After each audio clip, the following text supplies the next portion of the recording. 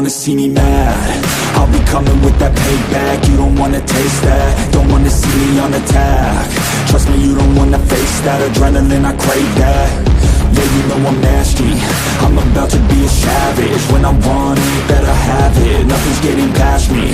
About to take this to the mat, and you'll be wishing you could take it back, yeah. Like an assassin, I'm praying. I gotta act on a craving. I'm coming after, I'm chasing. I'm gonna capture, erasing. Yeah, those who cross me, you'll be crossed off, cause I'm plotting. About to pop off, you can't stop me. Winning is exhausting, but I don't plan on stopping. As long as they keep talking, I got these bodies dropping. As long as they keep walking, I'll keep making deposits. They'll find out they can't stop it, cause they'll learn that I'm a prophet. Yo, I'm seeing all red. Got my vision blurry from the anger in my head. I'll never be second best. They gon' learn today what it feels to regret. You can't stop me now. The demons tearing now. Hold it to the neck, 'cause I'm seeing all red.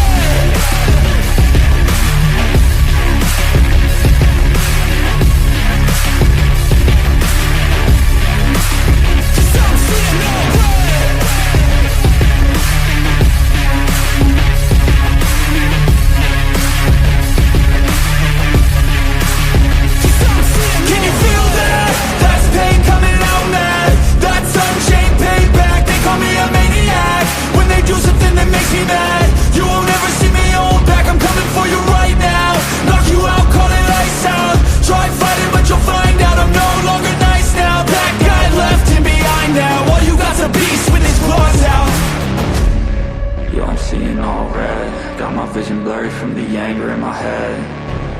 I'll never be second best. They gon' learn today what it feels to regret. You can't stop me now. The demons tearing now. Hold it to the neck, 'cause I'm seeing all red.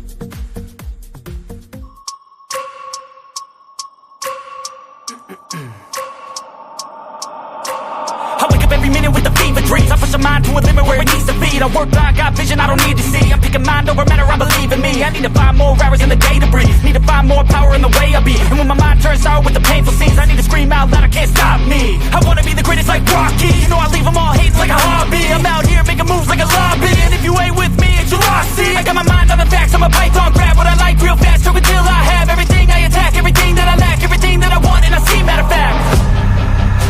'Cause I'm my own worst enemy. Only if I let it be. I can control anything if I can just think carefully. I control my destiny. Deep up in my mind I manifest it. Every morning I wake up obsessed, and everything I do the best. And deep within my mind you know I'll always manifest it.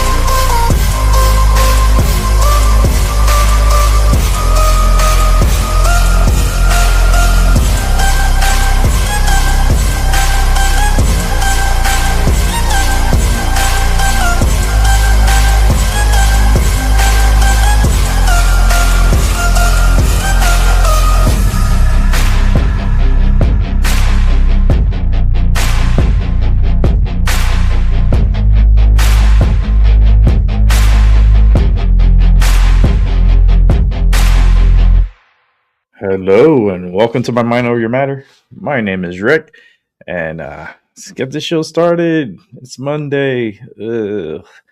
I mean, I feel like crap. I saw the chiropractor today. He really cracked my back, and he got up to my shoulder blades, and that was it. I'm like, I even started the show late because I don't even know if I wanted to do the show today, but I was like, you know what? I got to push through, and bring you guys what I want to watch and what I want for us to watch together. So, you know what? Without hesitation, we're going to go right to it. The first video, I may have to pause it in some parts because it has music, but we're going to see the celebration. And this is the reason why I titled the show, The World Will Love Him Forever. The world will love President Trump forever. Mark my words. I'm telling you, he will be on Mount Rushmore. He will be idled for generations and generations and generations and generations into the future. It's exciting times we're living in.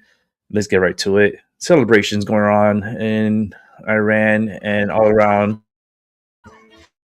As you can see, the Trump dance is going on. The Iranians are dancing the Trump dance. There you go. We're going to have to pause it a little bit because that is a copyrighted song, but you see, everyone is doing the Trump dance all together and happy. People are happy. The Israeli flag, you got Iran flag, the United States. This can bring people together. Iranians from across the world have thanked U.S. President Donald Trump by doing an iconic dance following the lethal strikes on Iran. And it's how it is. And look how beautiful this picture is. And this guy, sorry, you're in hell. Welcome. And Trump, man. Oh, there he goes. Break it out, Trump. Little Trump dance. I want to do my little Trump dance too. Everyone should be doing a little Trump dance. I know we got, and the reason why I have it like muted because they do have a lot of music going on. Everybody celebrating with the Trump song, and they're all happy. People are happy, and yet the Democrats are sourpusses, and they want to protest. They want to be like, hands off Iran, hands off Iran, and get your hands off of. Don't touch anything. What the fuck are you talking about? Hands off what? Like, maybe you should put your hands on something and get something fucking done. Because all you guys are doing out there is protesting and wasting time and non-productive, not doing shit. Like, you think your movement is going to progress the world by being backwards and taking 3 steps backwards? Get the fuck out of here. The world is happy. This is proof all around the world. Hold on, let's put a reader. Say I was shocked by the Islamists and leftists mourning a dictator, condemning President Trump's strikes against Iran, and generally being miserable, what's up, Chloe? oxygen-thieving miscreants. But I want to start lefties on a Ali? high note tonight. So let's see Iranians adopting Lightning the and Trump bombs. dance Hell yeah. to And celebrate the death fireworks. of the dictator. Lots of fireworks. Yo, what's up? We're all celebrating. Everybody with the YMCA. I gotta put this a little down here because it is a copyrighted music. I wish it wasn't, but as you can see, everybody, even wow, she is beautiful. Oh, even Rita's doing it. Oh my goodness, I could join her. Everybody should do the Trump dance. Oh my goodness. Look, all around the world, we're celebrating everywhere, and yet the Democrats of here in the United States are crying. They're like, why? We don't want forever wars. But yet, one operation that took out the dictatorship of Iran, and now the whole world is in joy, but the Democrats want to rain on our parade. But guess what, motherfuckers? This is what you're going to get. 2 fucking middle fingers to your motherfucking face. Wow, this is happy. Look, she's still dancing. I want to dance with them. Rita, hold on. Dance and favorite song. They've discovered that Donald Trump's signature dance moves work perfectly with Persian music. Don't believe me? Uh-oh. Have a look at this. Hey! Yay! Oh, that dance. Look at that. Even with the Persian music, I gotta be careful because that Persian music could be copyrighted too. Let's check in on the awful Jane Fonda, who had this to say Hey, about Fonda, the efforts what's to in your liberate Honda? Iran. This dangerous and insane war against Iran What the fuck? not Is only fire your fucking violates plastic Persian. That's what you international need to law do. and our Hands off Iran. Huh, I War wonder Powers how Act, you came up with but that line. risks exploding into a vast war Look at of this. mass Look how they proportions, put the negative, taking the lives they of try to make it many. negative. These Democrats. Oh dear. You know, if the liberation of genuinely oppressed women fills you with so much dread, Jane, then perhaps you're a witch. You may just be a witch. Could explain a lot, no? Let's have a look at a CBS reporter who appears to be told to change his coverage of the Iranian celebration to not include praise of Donald Trump. Here is Vinny Materano being told they don't want us to focus on this. His response is brilliant. My back has been fucking killing me. I see you guys. What's that mean? It means they don't want us to focus on this. They don't want you to focus on this. They don't want him to focus on this because this is positive. So they don't want him to report it. Ain't that crazy? To the lefty meltdown in New York City now over the elimination of a brutal Islamist dictator. And I got to say, everyone's happier there were than feelings of deja vu watching this pitiful but clearly well-organised and well-funded anti-Trump uprising. There you go. Oh, hands off Iran. First was the hands off Venezuela. Now it's hands off Iran. Yes, there they were with their professional-looking signs chanting hands off Iran now. Just like they were chanting hands off Venezuela a few weeks back. Signs looked awfully similar too. Yeah, look. What the hell? I wonder how much they're getting paid. Joining me now is filmmaker and commentator Ami Horowitz. Ami, tell me about these protests. Who is behind them? They seem to be very similar. They don't seem to be all that organic. I want to go back to my Trump dance. Yeah, and it just does not matter to them what the reality is on the ground. It doesn't matter to them what success can come from these type of attacks, right? This kind of defense of democracy, defense of the people. The Venezuelans, and you have to ask yourself, do they care that Venezuelans are happy when Maduro's no longer there? Are they not happy or thrilled that the Iranians Democrats are never happy. They're sourpusses. That the mullahs are being killed, that they're now having finally, hopefully they can taste some freedom. No, this is a larger issue involved where you have people who are trying to undermine the United States, undermine our foreign policy. They are aligned with our enemies, okay? This is what we have, and yes, of course, it's AstroTurf. Of course, these are pre-printed signs. Things are all connected. When you go to Minneapolis, right, and you see those, when I showed you those signs being taken off of trucks, this is all the same part of this leftist agenda where they're trying to undermine the United States and the moves that we're making and President Trump are trying to make. Yeah. Well, you know what? You hit the nail on the head there, aligned with our enemies. It doesn't matter who the enemies are, if they're from the left, if they're from the Islamist world, whatever they are, communists, socialists, as long as they're against the US, against Western civilization, these people seem to be in lockstep with them. And I want to talk to you about that unholy alliance that we're seeing in the West. I've been writing about it for more than a decade, this unholy alliance between Islamists and left-wingers. And there was one in Iran as well before the Islamic Revolution. And this is something the left don't seem to understand, Army, that they are just useful idiots in this alliance. They will be discarded as soon as they stop being useful. And that's precisely what happened in Iran. Once the Islamic Revolution was complete and the Islamists took charge with the help of the communists, they killed all the communists, Army. Yeah, same can be said about the French Revolution.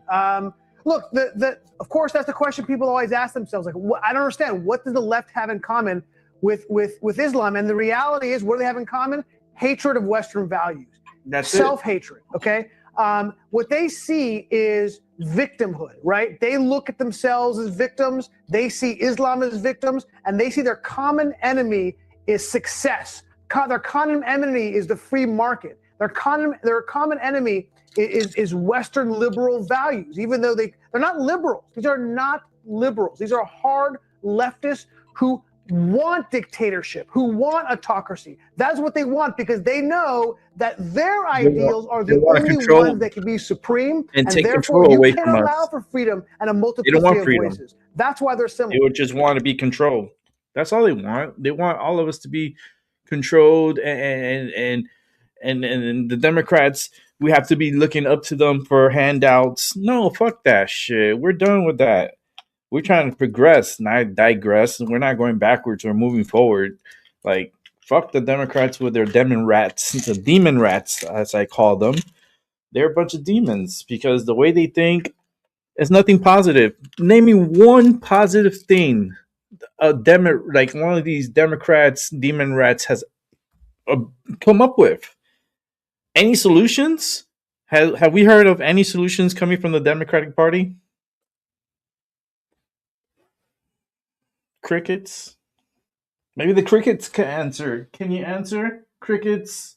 Because the Democrats, they're too busy protesting and acting a fool. Acting a fool. I bet you it was another president, if it wasn't Trump in office, they would be like, oh my God, we're so behind you. Yes, thank you, Trump. Not even Trump, but another president. They'll be like, thank you, whoever's president at that time. But since it's Trump, they want to go against him. And you know the reason why? Because Trump used to be a Democrat. And Trump, he abandoned that party because of fucking Hillary Clinton.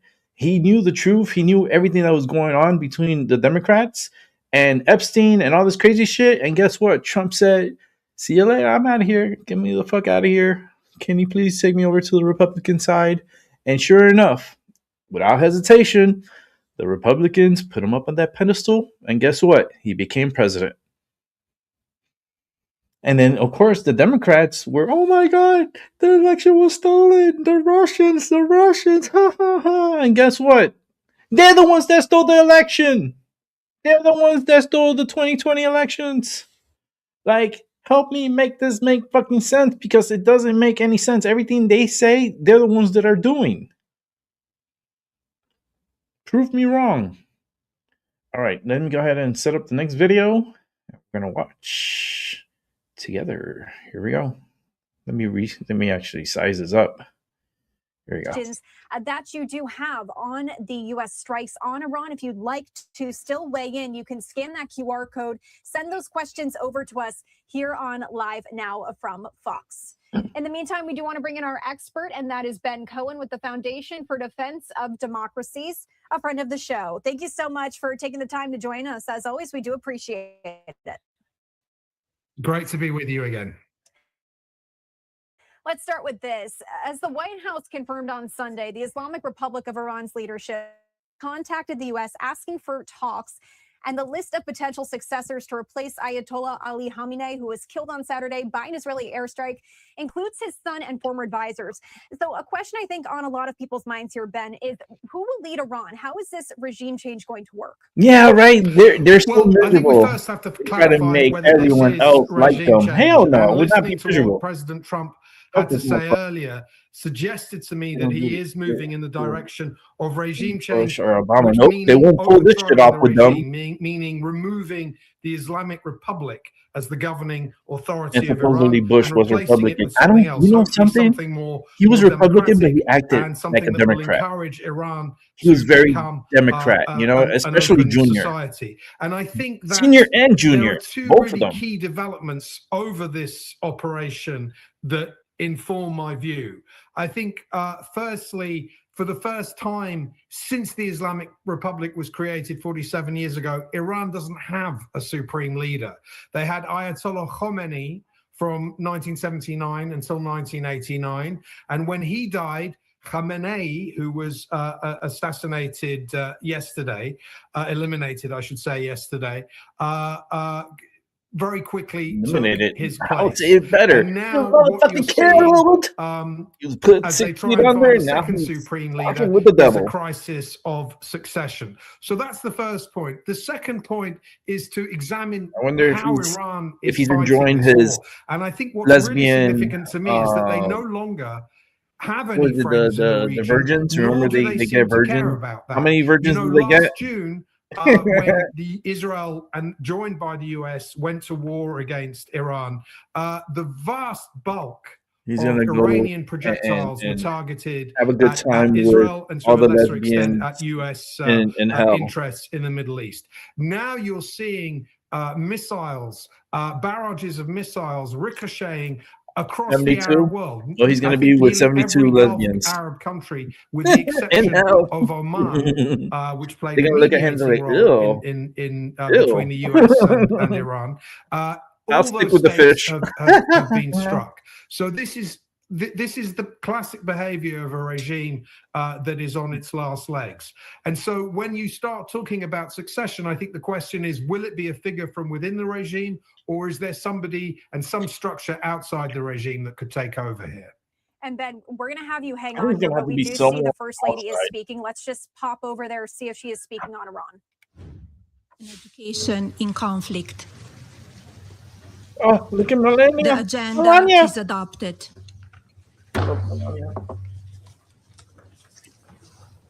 In accordance with the Rule 39 of the Council's Provisional Rules of Procedure, I invite Ms. Rosemary DiCarlo, Under-Secretary General of Political and Peace-Building Affairs, to participate in this meeting.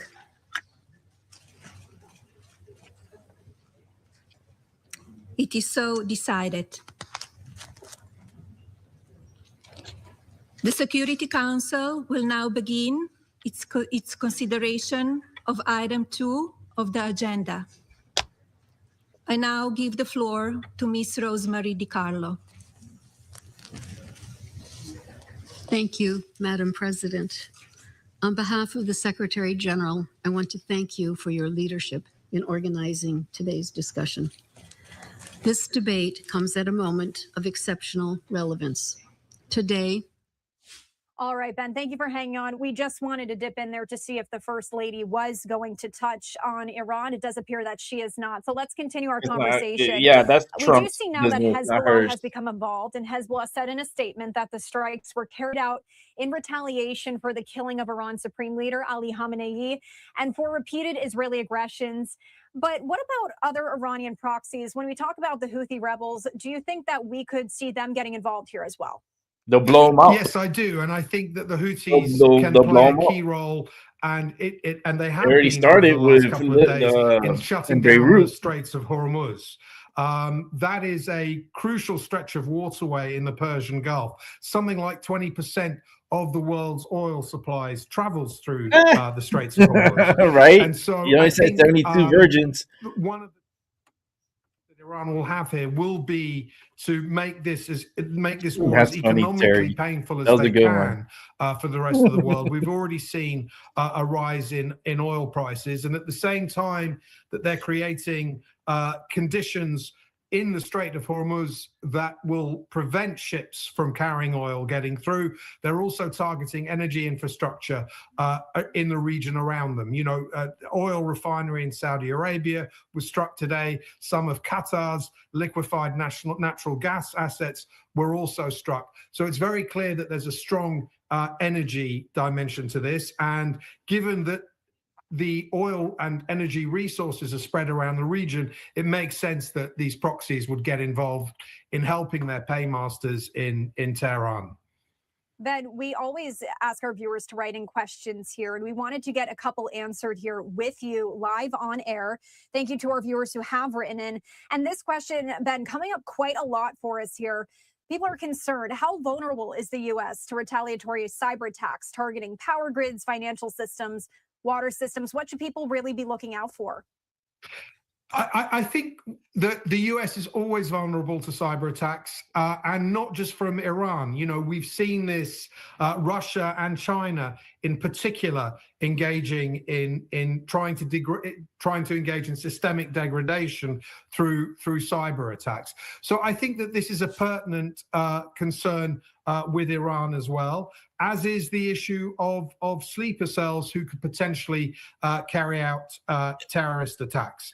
But I think that we have a robust defense right now of our cyber infrastructure. And I think that any attack would probably have localized effects. In other words, I don't see, the entire grid across the United States being shut down. I don't see multiple airports going down. But I do think in terms of electricity supplies, air traffic control, banking security, identity security, an extra layer of vigilance is certainly needed here. We had seen President Trump saying to Iran that they had a 10 to 15 day window there to reach that deal. And we had been seeing these talks happening, not much coming out of them. This coming, though, when we thought maybe there potentially would be some more talks, leading into this question from Ashley saying, is there a possibility of a peaceful solution to all of this, or is it too late? There's a peaceful solution as soon as the Iranian regime declares its surrender and waves a white flag. I think, looking at this question in historical context, it's important to remember that for the last 25 years, basically since the awareness that Iran had this clandestine nuclear program, since that was exposed, and we're going back to 2003 with that, there have been successive attempts to use diplomacy and persuasion to bring about a peaceful solution. Everyone might remember that 10 years ago, we actually signed a nuclear deal with Iran that allowed them to continue enriching uranium. Many people at that time, including myself, were very critical of that deal. And of course, that deal unraveled. President Trump back in, I think it was 2018, decided that it was not a good deal and pulled the US out. But it had already been unraveling before that time because Iran was never really willing to cooperate with its own commitments under that deal, and particularly by allowing international inspectors into its nuclear facilities to ensure that everything was as it was supposed to be. That never happened. And so I think because Iran has rejected time after time every effort to make a peaceful solution workable by cooperating, I think that's how we got to this point. So I think, yes, it certainly looks as though this war will continue. President Trump talking, 4 to 5 weeks. The defense secretary talking today about, it'll take, essentially saying it'll take as long as it takes. So I think we are now past the point of any kind of peaceful solution as long as this regime remains in power. Going off of what you just said, what we heard from President Trump, they're expecting this to last quite a bit of time. There is concern over the weapons that Iran does have. This question from Scott saying, can we expect Iran to run out of rockets or drones anytime soon? I think we can. I mean, again, a lot of the statistics, war always produces this rush of information. So I want to just stress that a lot of these statistics, in my view, are tentative. But I have seen some reports that Iran was down to 2,500 missiles. And if you look at the fact that the number of attacks daily since the war started, we're talking 3 figures, it won't take a long time for that supply of missiles to run down. I think the other interesting thing that I saw today is that, in fact, while Israel has been hit pretty heavily over the last 3 days, on each day of this war, the number of missiles hitting Israel has gone down. Now, I think the Iranians would like us to think that they have some secret weapon up their sleeves. The Islamic Revolutionary Guard Corps has warned a few times over the last 72 hours, get ready because we're about to unleash something big. And so far that hasn't happened. And I think if you look at a combination of factors, the fact that we went to war last June for 12 days. Not only did we do significant damage to the nuclear facilities at that time, we also attacked a lot of the ballistic missile batteries, and we attacked many of the Iranian military and police and repression facilities. So they were already very bruised coming into this war. And what we're seeing now, particularly today, is the Israeli Air Force striking in Tehran at the institutions of repression, the Basij paramilitary, which has engaged in a reign of terror against Iran citizens. That's just one of many repression targets that the Americans and the Israelis have zoomed in on today. I wanted to circle back to Hezbollah because one of those things we have learned today here is Israel saying it has killed the head of Hezbollah's intelligence unit. From an intelligence perspective, how significant is that loss for Hezbollah? I think it's extremely significant. And I think it comes off the back of 2 years of Hezbollah being absolutely pummeled. Back in 2024, Israel succeeded in taking out probably the most charismatic of the leaders of Iran's terror proxies, Hassan Nasrallah, the chief of Hezbollah. His replacement, Naim Qassem, doesn't really have the same kind of clout and credibility that Nasrallah does. So Hezbollah has already been weakened in terms of the fact that Israel keeps culling its leaders.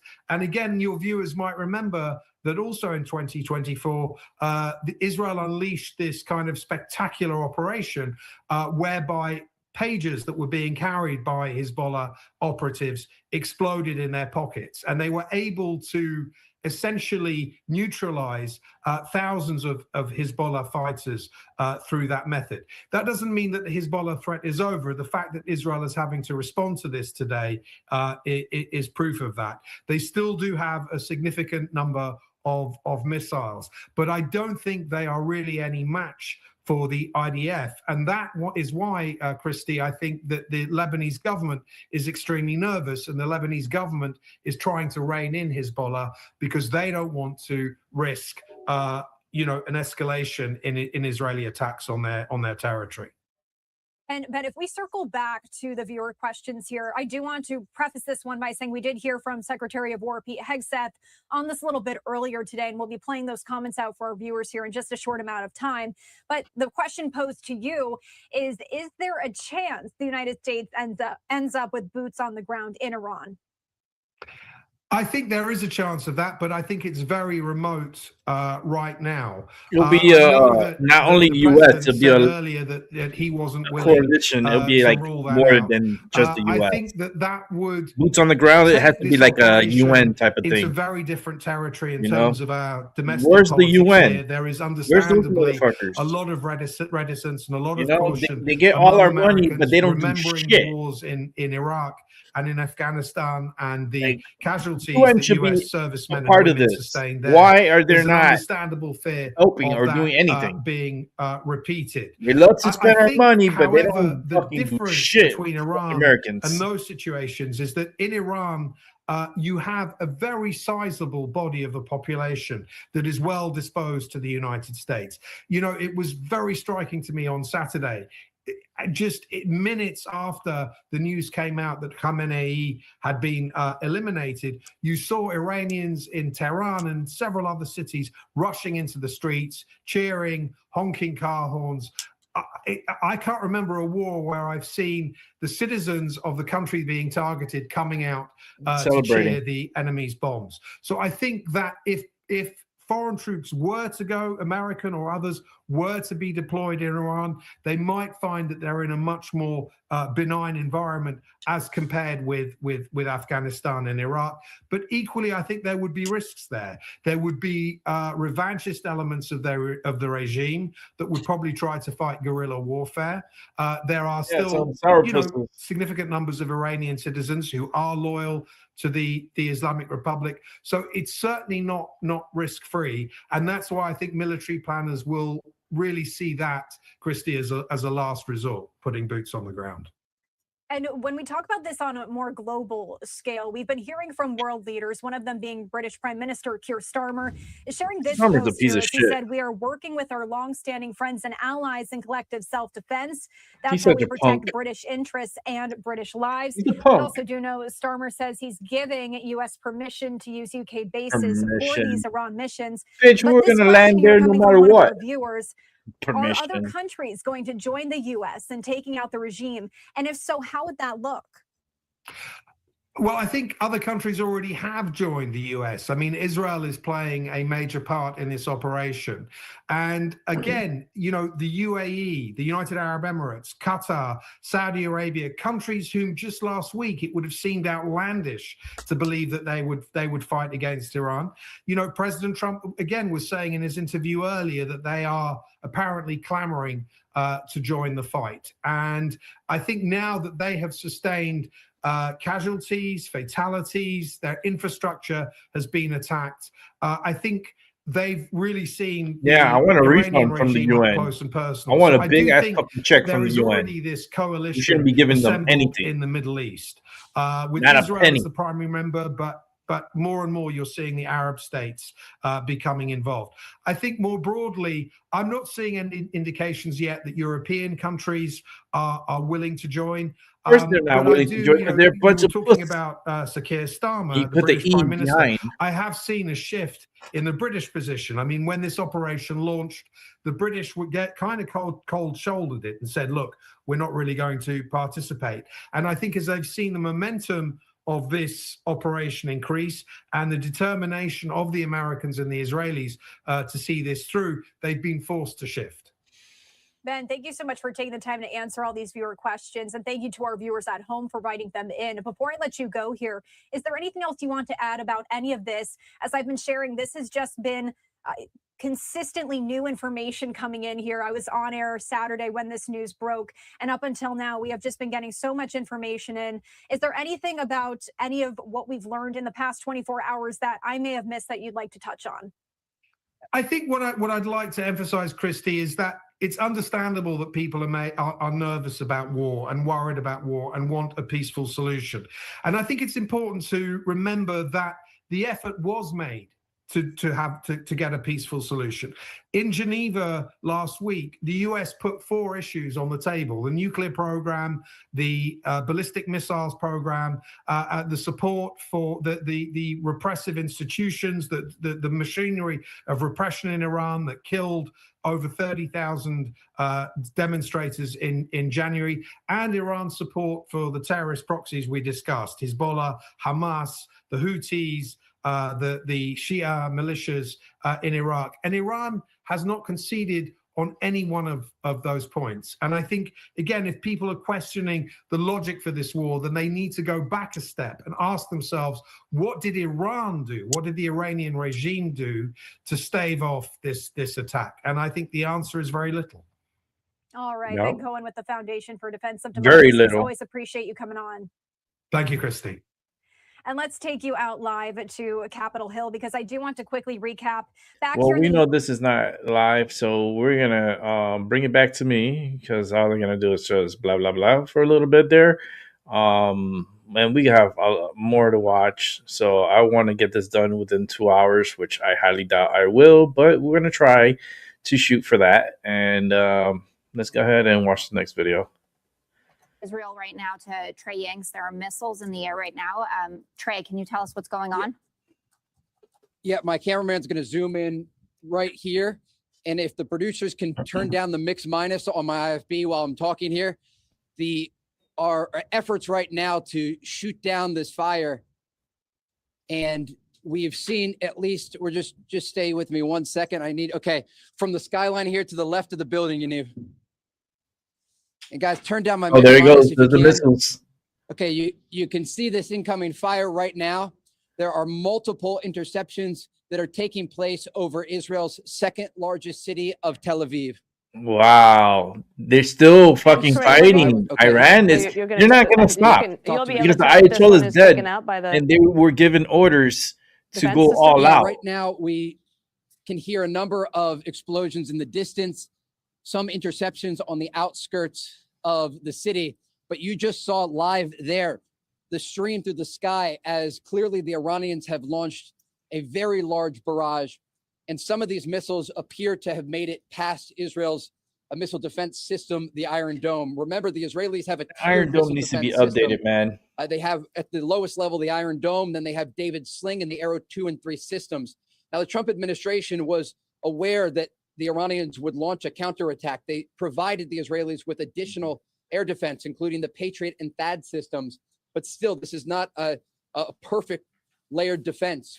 It is difficult to shoot down some of these hypersonic missiles, and you can hear those explosions behind me.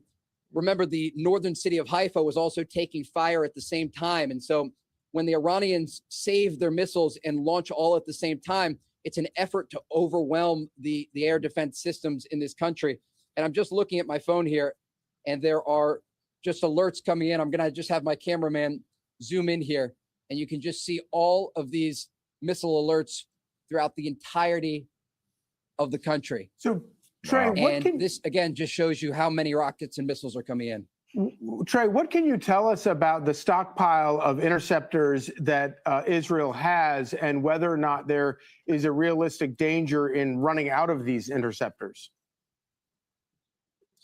So it's a real issue. These are very expensive missile interceptors. And while the Israelis don't have an unlimited amount, we know that the Americans were helping them in advance in preparation for this conflict. It's why you saw so many of those C-17s travel over the Atlantic, some of them landing here in Tel Aviv before this war began. But again, it is challenging to shoot down this incoming fire when the Iranians launch the missiles in the way that they are launching them right now. There was a 7-hour lull in the launches. We hadn't seen any since this morning when there was that missile impact in the southern city of Beersheba. But just yesterday, one of these missiles slammed into a community on the outskirts of Jerusalem called Bet Shemesh. 9 people were killed in a single strike, 6 of them from the same family. And it gives you a sense of just how devastating these missiles can be when they are able to get around these air defense systems. When we zoom out here and we look at the region, air defense is going to be a critical part of this operation. We know there was close coordination between President Trump and Israeli Prime Minister Benjamin Netanyahu planning offensive action against the Iranian regime. They are carrying out that operation now. The President Trump also was very importantly focused on defense in the region. And that is what we are seeing tonight, these efforts to shoot down the missiles here in Israel, but it's also Gulf countries that need that support. There are also missiles coming in here. Just slide off with me here. And I don't know if we're going to be able to see it. Just went behind the building right there. You're seeing this missile go right between these buildings in Israel's second largest city. And we don't know where they are landing. We're not sure what the Iranians are trying to target. But the fact that we have seen so many missiles come in, again, it highlights the importance of defense amid this conflict. We heard earlier today from the Secretary of War, the Iranians are going to get hit hard in the days ahead. We understand that. But Israel is also bracing for the possibility that this continues to escalate for a matter of days and possibly weeks. Trey, thank you so much. Stand by and stay safe. Hey, Sean Hannity here. Hey, click here to So we're gonna go ahead subscribe. and click here to silence you, make me a little bigger than what I am. Hopefully, the system is going a little slow tonight, so pardon me. It's partly the gremlins that are attacking through, cyber war, because it's not only the war we're watching, it's also cyber war, and it tends to make things act a little crazy. So the key to everything in life, patience, and everything will be all right. So let's go ahead and set the next video up here. Here we go. Put up the volume. 2 drones. A third is apparently en route and could strike at any moment. And the embassy is now issuing a shelter in place for citizens in Saudi Arabia, as the U.S. government has put all citizens in the region on high alert and urged those in 14 different countries in the region to leave immediately. And more than ever, since really 9/11, the U.S. is on high alert for any attacks here on the homeland. The FBI is investigating that shooting in Texas and Austin for possible What a piece terror of shit. connections, where the 53-year-old And those are supposed to Chloe. was wearing I'm a fucking more sweatshirt that concerned said about property of Chloe Allah. That might be a clue. And dealing a with all these T-shirt with the Iranian fucking flag la on it. las out there. He opened fire outside a bar in Austin this weekend, killing 2 and injuring 14. He's a naturalized citizen from Senegal. He was shot and killed by police, and they're still really trying to secure the motive for this. Meanwhile, there's a growing fear tonight about sleeper cells in the U.S. Of course, we're paying attention to any potentialities there. This is a former regime, that seeks to export that ideology and try to sow terror. The number for that. of We've seen these types of folks before, and the American people can rest assured that we're vigilant on that.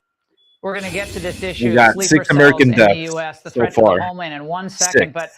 But we're going to go to Chris Wecker, former FBI assistant director. Chris, I want you to chime in on this breaking news that we're getting. The drones that Iran has activated have been, to many, surprisingly lethal. But drone warfare has become really the go-to choice for regimes in the region, obviously in the Ukraine war as well. Your reaction to this news really about big the U.S. rockets, Embassy? We don't know drones anything are a about lot damage cheaper. or injuries, loss of life, but this is breaking right now. Yeah, Laura, we're seeing, as you mentioned, we've seen drones in the battlefield in Ukraine. It's a game changer. And again, our embassies are targets across the world, across the globe. They can get to one, they will, and it looks like they may have penetrated with their drones. And in this instance, look, I think we really got to worry about drones here in the U.S. as well. I mean, they're pretty prevalent. We haven't really demonstrated any real capability to stop drones in the United States. They're flying around everywhere. So that's an added concern. But, drones are really, they're a weapon of choice for terrorists. Yeah, we're way behind on drone production. Obviously, most of them built in China, 70-80%. Many also built in Ukraine. But we basically offshored our drone capacity and a lot of the individual component parts as well. So that's what President Trump's trying to ramp up. Chris, some good news. Jennifer Griffin is saying now that the U.S. Embassy in Riyadh was empty at the time these Iranian drones struck. So there are no injuries. So that is some good news. But let's get back to this concern that it looks like DHS, the FBI, are not overstating their concern that with the number of individuals who crossed our border over the last several years, especially under Joe Biden, we really don't have a good sense of the threat to the homeland right now, given how many people from Islamic countries are here and those who may have some sympathy with the former Ayatollah and his regime. Yes, I know. I mean, I know the intelligence agencies are working overtime, but those 4 years were devastating when it comes to not tracking potential terrorists. I mean, Hezbollah was here; they had cells here before that, but it's impossible that they weren't sending operatives across that open border during those 4 years. Yeah, the Saudis are allowing. Yeah, they're aligning with the U.S. Here in our cities, LA, especially Iran, Michigan, up in Michigan, Saudi Arabia, around the Detroit area, New York City, down here in North Carolina, where we took out an entire Hezbollah cell back in the mid 2000s when I was in the office here. I mean, they are here. Saudi Arabia is going to invest their these cliches, but they are big portion. Yeah, and Chris, this is as DHS of their budget is not fully on funded American equipment because of the Democrat block on the funding. I guarantee you, I mean, so we're going to have one of the biggest how dangerous cells that is of American history to Saudi Arabia. We have the fifth column of sympathizers, not just card-carrying Hezbollah member cells. I mean, but all the sympathizers that were outed after October 7th on our college campuses and across the country. So they're out there. And they are literally supporting two terrorist organizations, Hezbollah and Hamas. Kennedy. Unbelievable. Hey, Sean Hannity here. Hey, click here to Trump subscribe is by far, to Fox News YouTube page and catch. Is definitely approaching top 3 in my list as best presidents. Because you have Reagan. You got a lot of good ones in there. But Trump is he's definitely in my top 3. And number 1 is definitely George Washington. but you could guess the 2 and 3 very easy. But let's keep it moving. We got still more to watch. Next up, Melly King. So I need to catch you up on several things that's happening with this entire war, guys. Things are crazy. And just as I'm trying to update everything, it looks like X has crashed again. Let me just double check before we get into it. Yeah, X just crashed. You fucking put And Reagan I wonder it's to because shame. I pulled up a picture, And something Reagan that was is pretty going good. around Man, that but has Trump, just been he posted put about Reagan to President shame. Trump. Something going on with his Because you neck. know We're going to why? get to that as well. But I take a say look at that this first. It says Kuwait's because fucking Reagan Defense didn't do Ministry shit when says Iran was several killing U.S. their American military hostages aircraft have crashed. in Let me blow in the this up so you can 70s see and this video 80s. better. So there's no audio to it, but And as you can see, Reagan they didn't do shit. ejected Trump is not going to let that happen. You see, from the plane, from the Kuwait shot aircraft these that is planes, falling. It crashes down, but it shows the and the pilots pilot survived. or the pilot. But It looks like Kuwait it's did one and then something else was friendly ejected fire. with it, but I have more But you know what? footage. Kuwait should pay for So this this says because pilots they bail shot out as friendly. 3 U.S. So warplanes this were should come out of their mistakenly shot down by Kuwait air like, this defenses, should out of their money, out CENTCOM of their says. budget. All 6 crew members safely ejected were So all quickly 6 recovered safely and ejected, now reported to be in stable and condition. they're So fine. let me play this. You know what they're gonna do? They're gonna get these pilots here. They're fine. They're okay. Guess what? Here's another jet. They're gonna put them in another jet, So that's pretty and much they're the gonna keep same on footage. But then fighting. we have more. It You says know, they're Kuwait just resident disappointed. I'm pretty sure approaches these pilots U.S. are so mad. F-15 pilot who ejected after the jet was shot down. Let's listen. You're fine? Really? You need something to help you? Oh, it's a female. No problem. You're safe. You're safe. You're safe. You're safe. See? Everything good? No problem. Thank you for helping us. Everything perfect? Oh. We have more. It says the U.S. Oh, look at F-15 this, fighter another jet one. pilot who was shot down over Kuwait moments ago in a friendly fire accident is alive. He ejected and is now being taken care of by a group of Kuwaitis. So this is a different Safe. pilot that They're ejected safe. because we saw that that was a woman. Now, if And this it's so would weird. have I happened can't in even like Iran, there's no this is a different replies. They're not even topic. because X is broken right now. I can't even scroll up anymore, but But let's show you. since it happened in 1 Kuwait, minute. 1 minute. لا لا شبه الدبة 1 minute 1 minute 1 minute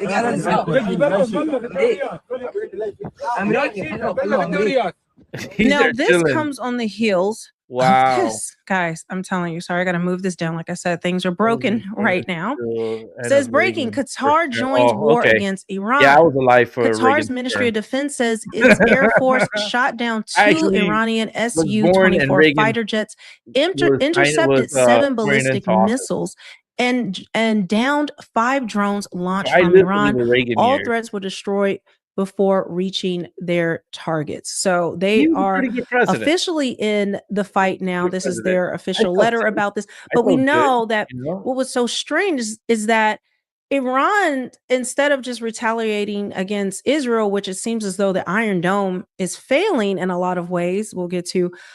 But The reason why it's instead failing of just is it wasn't golden retaliating dome. against That's why. Israel or the U.S., They're they are gonna make a push for retaliating the golden against dome. all these different I Gulf guarantee you. countries. So essentially dragging them into this war that they all said they didn't The want to be a part of. problem is that But the now they're US forced to expected because to they're sell just them firing the golden dome indiscriminately, because sometimes that trying to reaches hit an a lot of American countries, and base in these you're countries, gonna have to but like it misses, or just firing it's gonna into take their a while. airspace. You cannot just do that, right?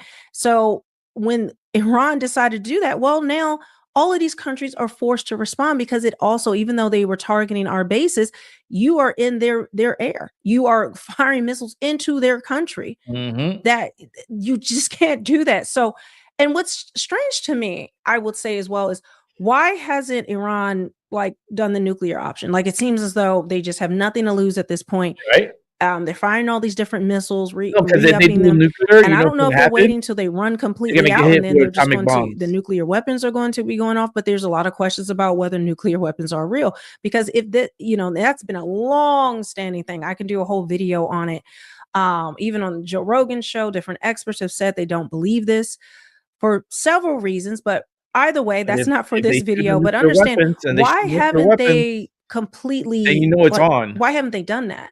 And the That's what U.S. would make sense will to me, because we now have official throw the word that hammer at them. 48 of their top members, top cabinet members, military members, as well as the Ayatollah were taken out, right? They were killed within the first like minute of the war.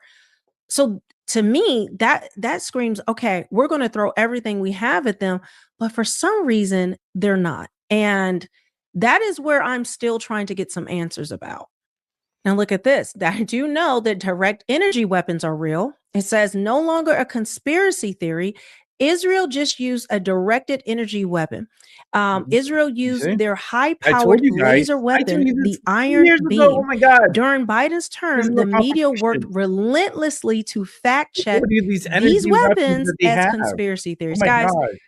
do we Hey, believe look, the it's a media use. always lies? Everything is a conspiracy theory Look, you see until it there actually is. happens. And I'm going to have to, let's make this a little bit smaller. Let me see so you guys can see it better. So there is no sound, but this is the direct energy weapon that is being used. Oh my God, it's so real. I knew over it. in Israel right now. Oh my God. Again, remember, this is conspiracy theory. This isn't true. This Crazy. isn't happening. I talked about this That like 8 years every ago. single thing they Like, shoot almost like down as a 9 years ago. conspiracy, we find out. I Just was give it telling enough people, look, time, that and these you energy realize these are not weapons that they're conspiracy building theories. and they have, These are conspiracy truths, or it's just I gotta be reality careful. that the Russian media government is start running acting cover like for. boring For some shit. reason, they don't want us to know Yeah, about these right. things at the time. But now Yeah. that it's You proven, take I care want of to me and my see cats, how many of these media I'll shields are work going to for you. backtrack and actually tell the truth. They never It's correct themselves. They realistic. never go back over the truth. They just let the lies just sit out there. But I'm disabled, so I only can use my brain. I So can't. people are just like kind of in Small. shock that this is actually being used, because again, if you've been programmed I'm as a very sheep, limited.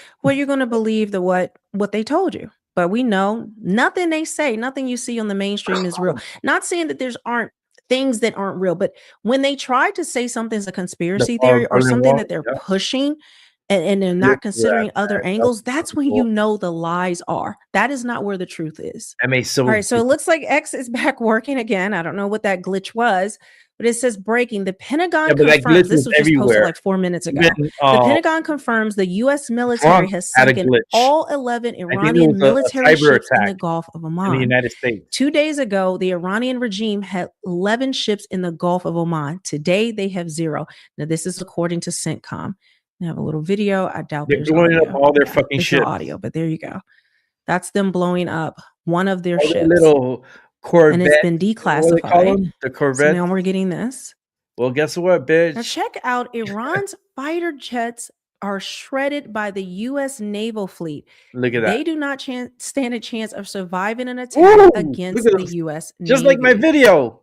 You This is saw a that? crazy video if you haven't seen it. Just like my video. Look at this. Bye-bye.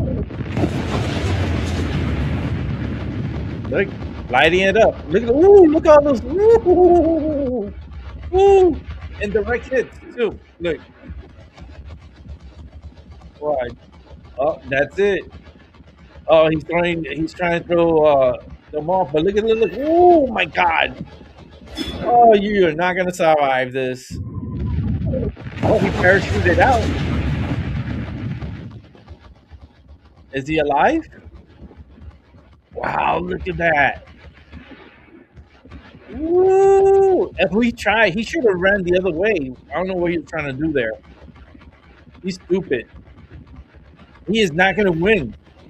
There's no way. You're like a mosquito, dude, and this ship is the fly swatter, and I it's played like that electric. twice because that is such insane footage, but this is just breaking. Here we go. Guys, oh my gosh, what is happening? You are not going to win.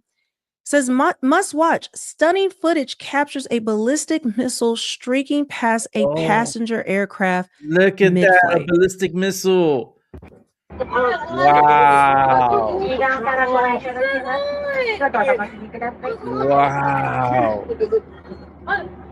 Wow, why are planes still flying around that area?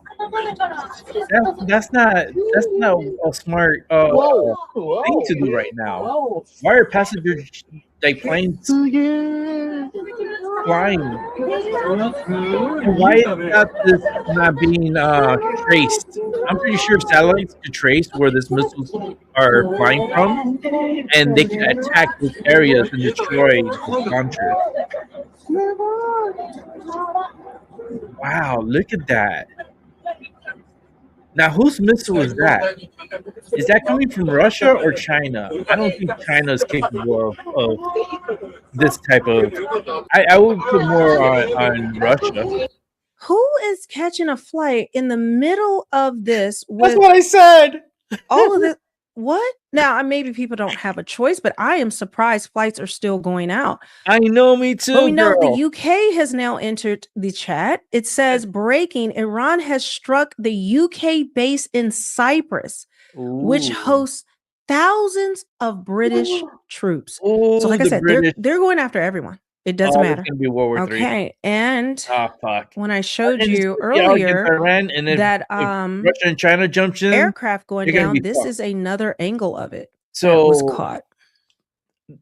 this is gonna be a wild event, man. And you're so fucking glad to be excited and you're watching history take place right now. This is history.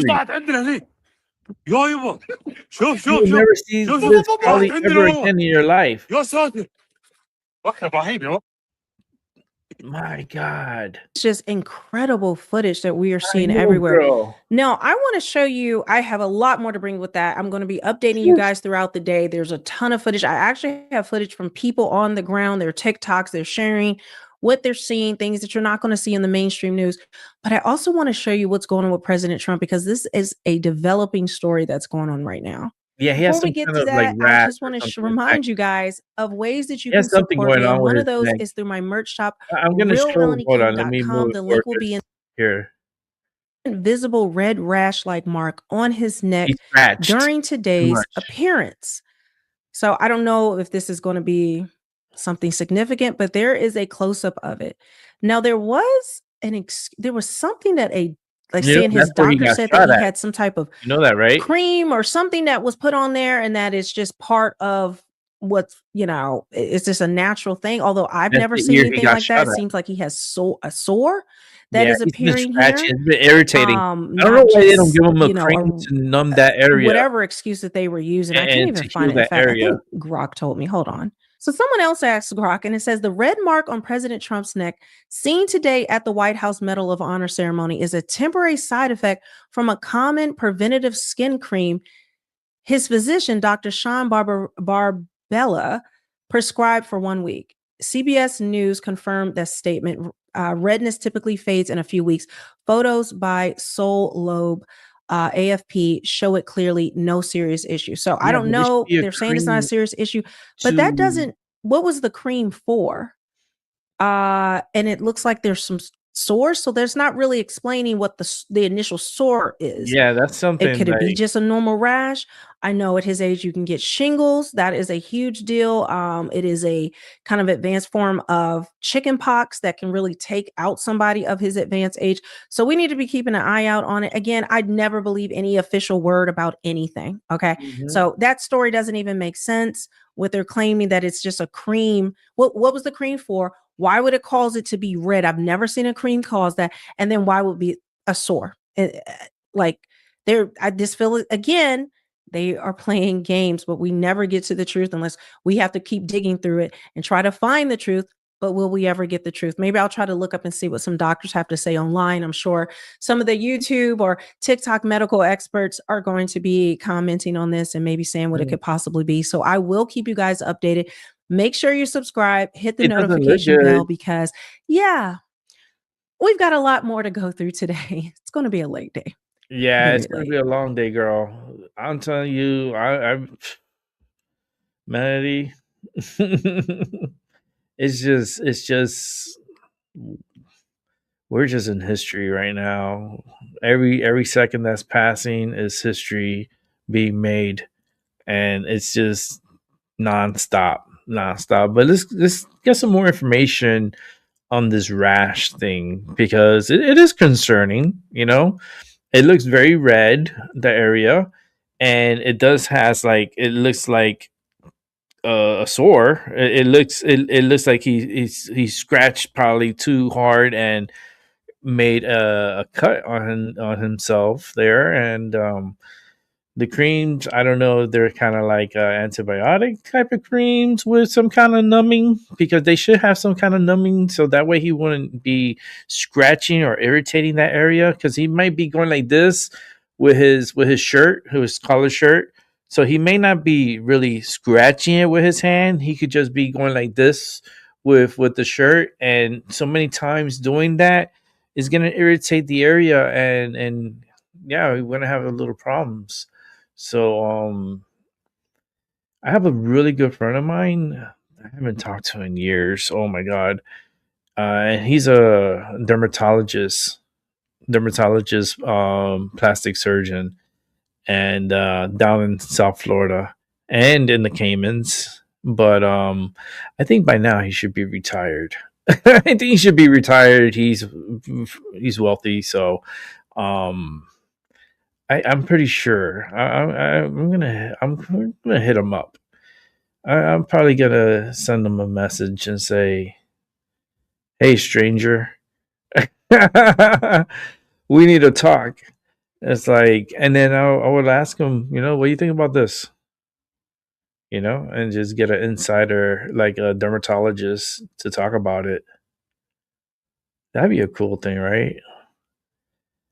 Damn, I gotta get back in that fucking Facebook. I hate Facebook. I went in there and I felt like I was lost in a fucking jungle. I thought I was in the Amazon or something. That's just too fucking complicated and too much movement. I don't like it. Like too much videos and too much popping things, and I don't know how people could be on that. Oh my god. Like I was just in there for just a few minutes, and my eyes from all the videos and the pictures and all, it's like constantly like, no wonder these people and these Democrats are so fucking crazy, because they're hooked on this Facebook and this Twitter and Twatter, whatever you want to call it, the Tiki Takis and all this bullshit. Like, no, that's where Project Bluebeam is getting them. And it's making them stupid as fuck. Look at the Democratic Party, how stupid they are. It's crazy, man. All right, let's see what's up with Trump here. Coming from Benny Johnson. It's just a rash. Oh Lord. The White House has just released a new photo of President Trump during Operation Epic Fury. You can see Commander-in-Chief commanding and in charge, and with presidential cufflinks, American flag pin, and just giving that mean mug that Trump is classically known for. If you're gonna get a hold of me, Operation Epic Fury. Some new photo drops. Caroline Leavitt, Marco Rubio, Raisin Kane, Pete Hegseth. And there you go.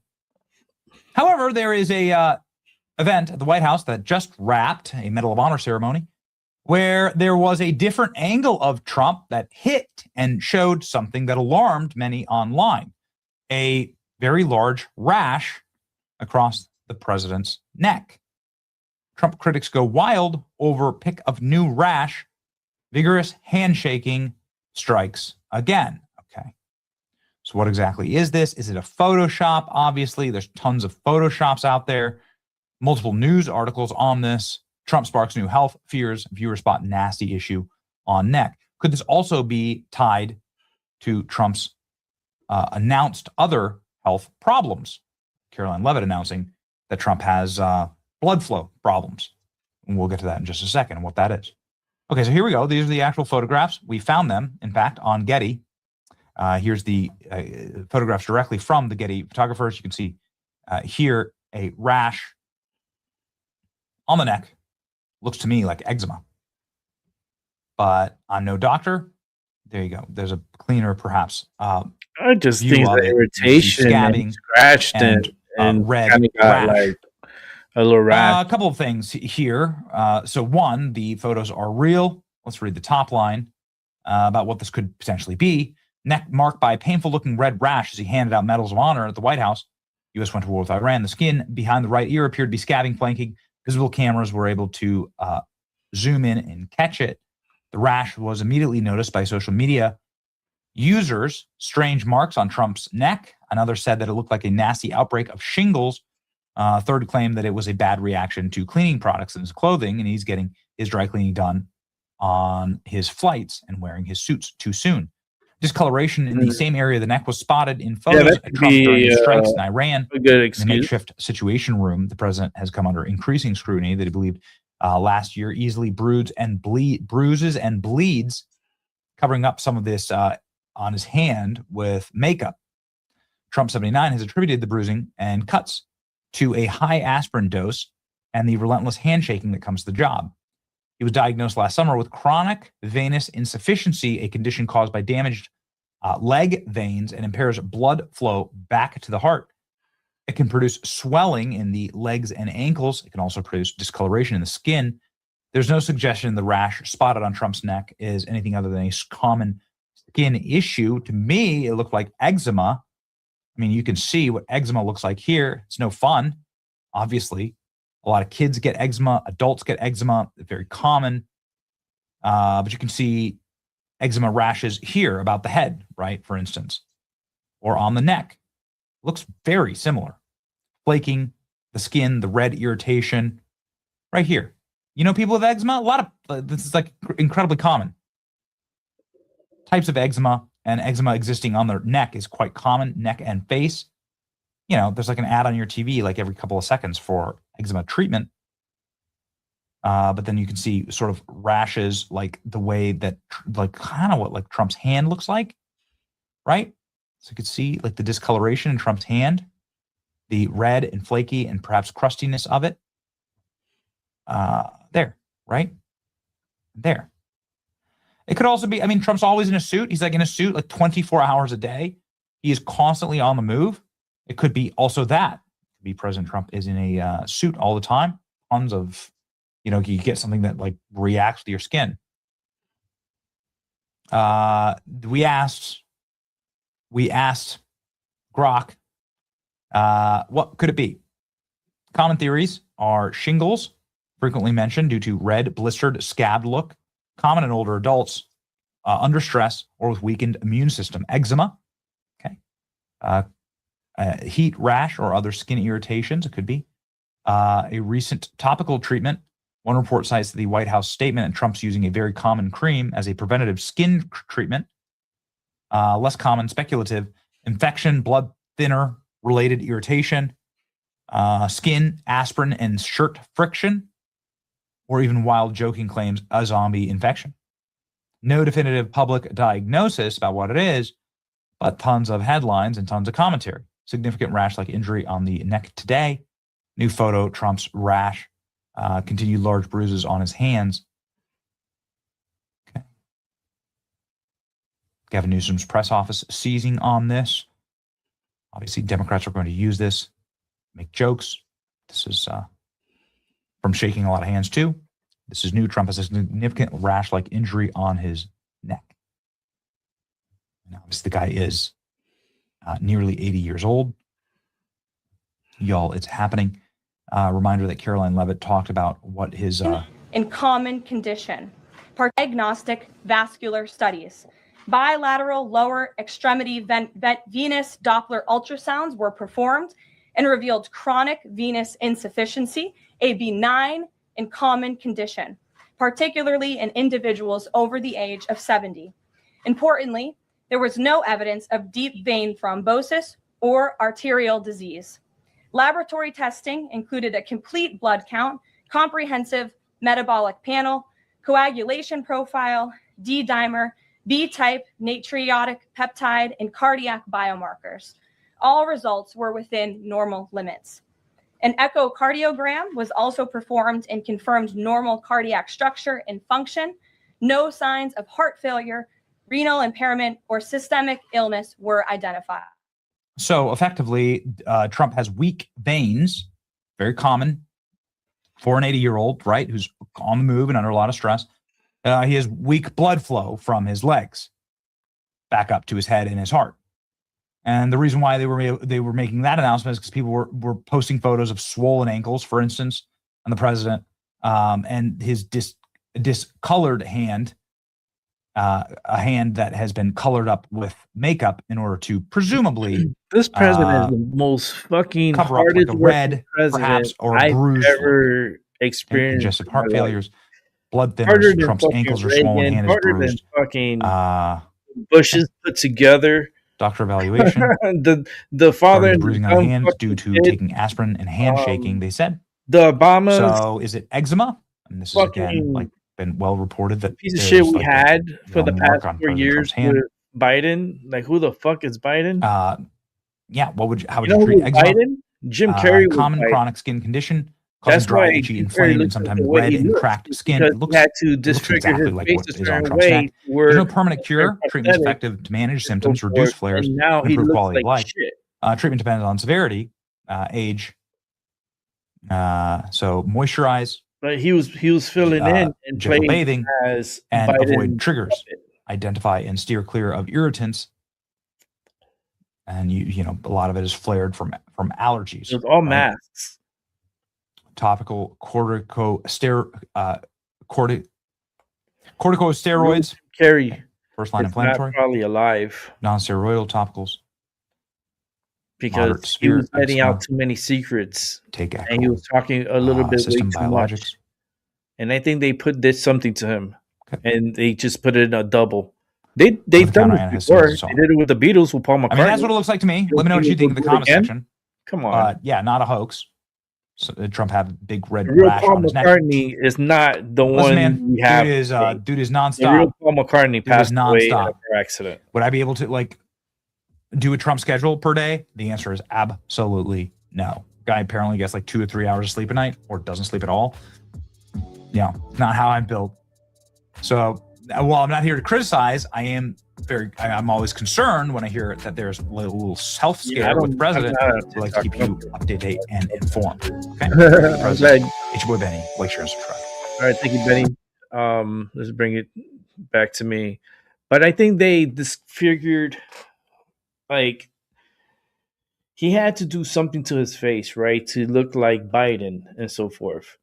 And they made sure they're going to pay him handsomely so he wouldn't have to worry about anything ever.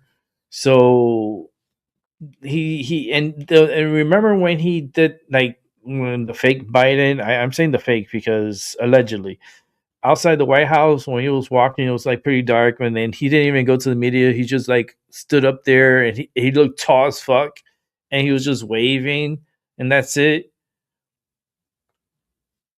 Could have that been Jim Carrey doing that? They got the same body frame. Jim Carrey's a little taller than Biden. So, we're going to find out more about this Jim Carrey in a little bit. But first off, we're going to go straight to a video coming from Jason A.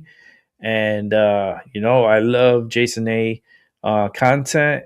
And I love sharing it here with you guys. And this one is about the blood moon. If you guys gonna wake up early to catch this event that's gonna be happening very early in the morning, I would like to wake up early to do it. Will I be able to? I don't know, man. That's fucking early, but it's a once in a lifetime thing. So I may have to wake up at 4 a.m. Well, actually 3:30, 3:45 in the morning and get ready and go outside and see if I could take pictures of the blood moon. That's some commitment, right? That's some commitment. I'm going to see if I could go ahead and get that achieved, but I got to fucking wake up early, and that fucking sucks. And then I got a doctor's appointment at fucking 8:20 in the morning. So that's fucked up, right? But I'll survive, because after I get out of that appointment, I'm come home and I'm going to knock the fuck out because I'm going to be tired as fuck. I know that for sure. All right, let's go ahead and get to Jason A. Night owls are in for a treat with a blood moon to grace the sky tonight. Stargazers in every state can watch the moon turn a deep red colour for nearly an hour, starting around 10 p.m. The significance of that red-orange hue is why it's sometimes called a blood moon. I also sat down with Stuart Brackney, president of the Phoenix Astronomical Society.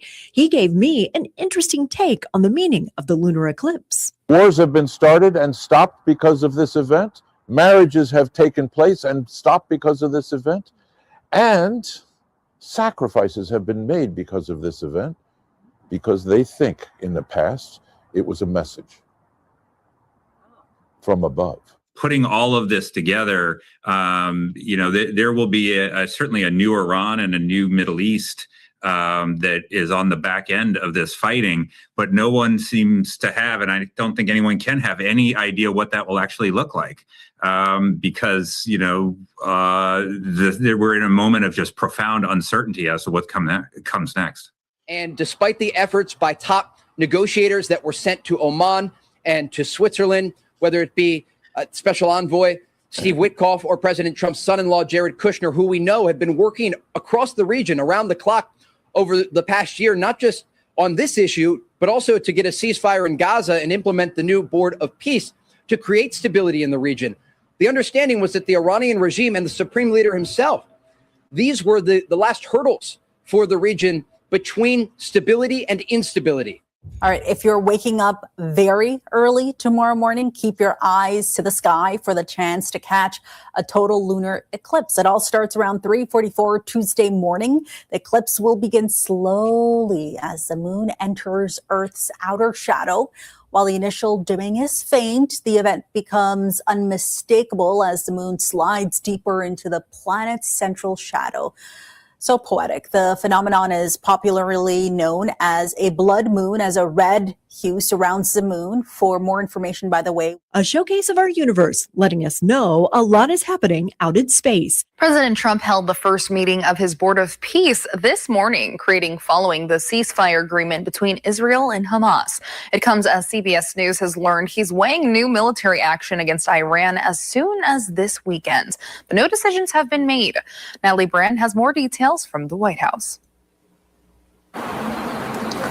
Sources tell CBS News Iran was discussed in the White House Situation Room on Wednesday. The conversations are described as fluid and ongoing. This morning, President Trump is promoting his focus on peace and deal making. I think we have to smile. A lot of good things. President Trump convened an inaugural Board of Peace meeting in Washington, D.C. Thursday morning with at least 24 countries represented. We've done the biggest thing of all. We have peace in the Middle East right now. The president also announced that member states have pledged more than $7 billion for humanitarian aid and reconstruction in Gaza. When you set aside weapons and killing and destruction and invest in your people and invest in prosperity, it can create great things. The meeting comes as President Trump weighs action against Iran. Sources tell CBS News top national security officials have told the president the military is ready for potential strikes as soon as this weekend. They cannot continue to threaten the stability of the entire region. But sources say the timeline is likely to extend beyond the weekend and that President Trump has not yet made a final decision. They must make a deal,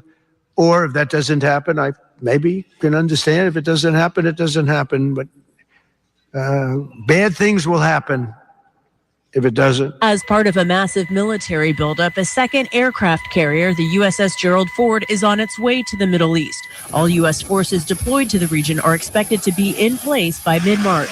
Over on Capitol Hill, some lawmakers are sounding the alarm, saying President Trump cannot move forward without consulting Congress. Democratic Congressmember Ro Khanna says he and Republican Thomas Massie have a war powers resolution and will try to use a discharge petition to force a vote. We begin this hour, though, with the latest developments in the Middle East as America and Israel wage war on Iran. Let's go live to Mimi Becker in Tel Aviv. Mimi, good morning. Good morning, David. This conflict is spreading and spreading quickly, with Lebanon now being hit by Israel as Israel and Hezbollah exchange blows. The city of Beirut, multiple strikes have been seen there, with Lebanon officials now saying that more than 50 people have been killed. Israel is also continuing to strike Iran, with Tehran hit multiple times today. But Iran is still fighting back.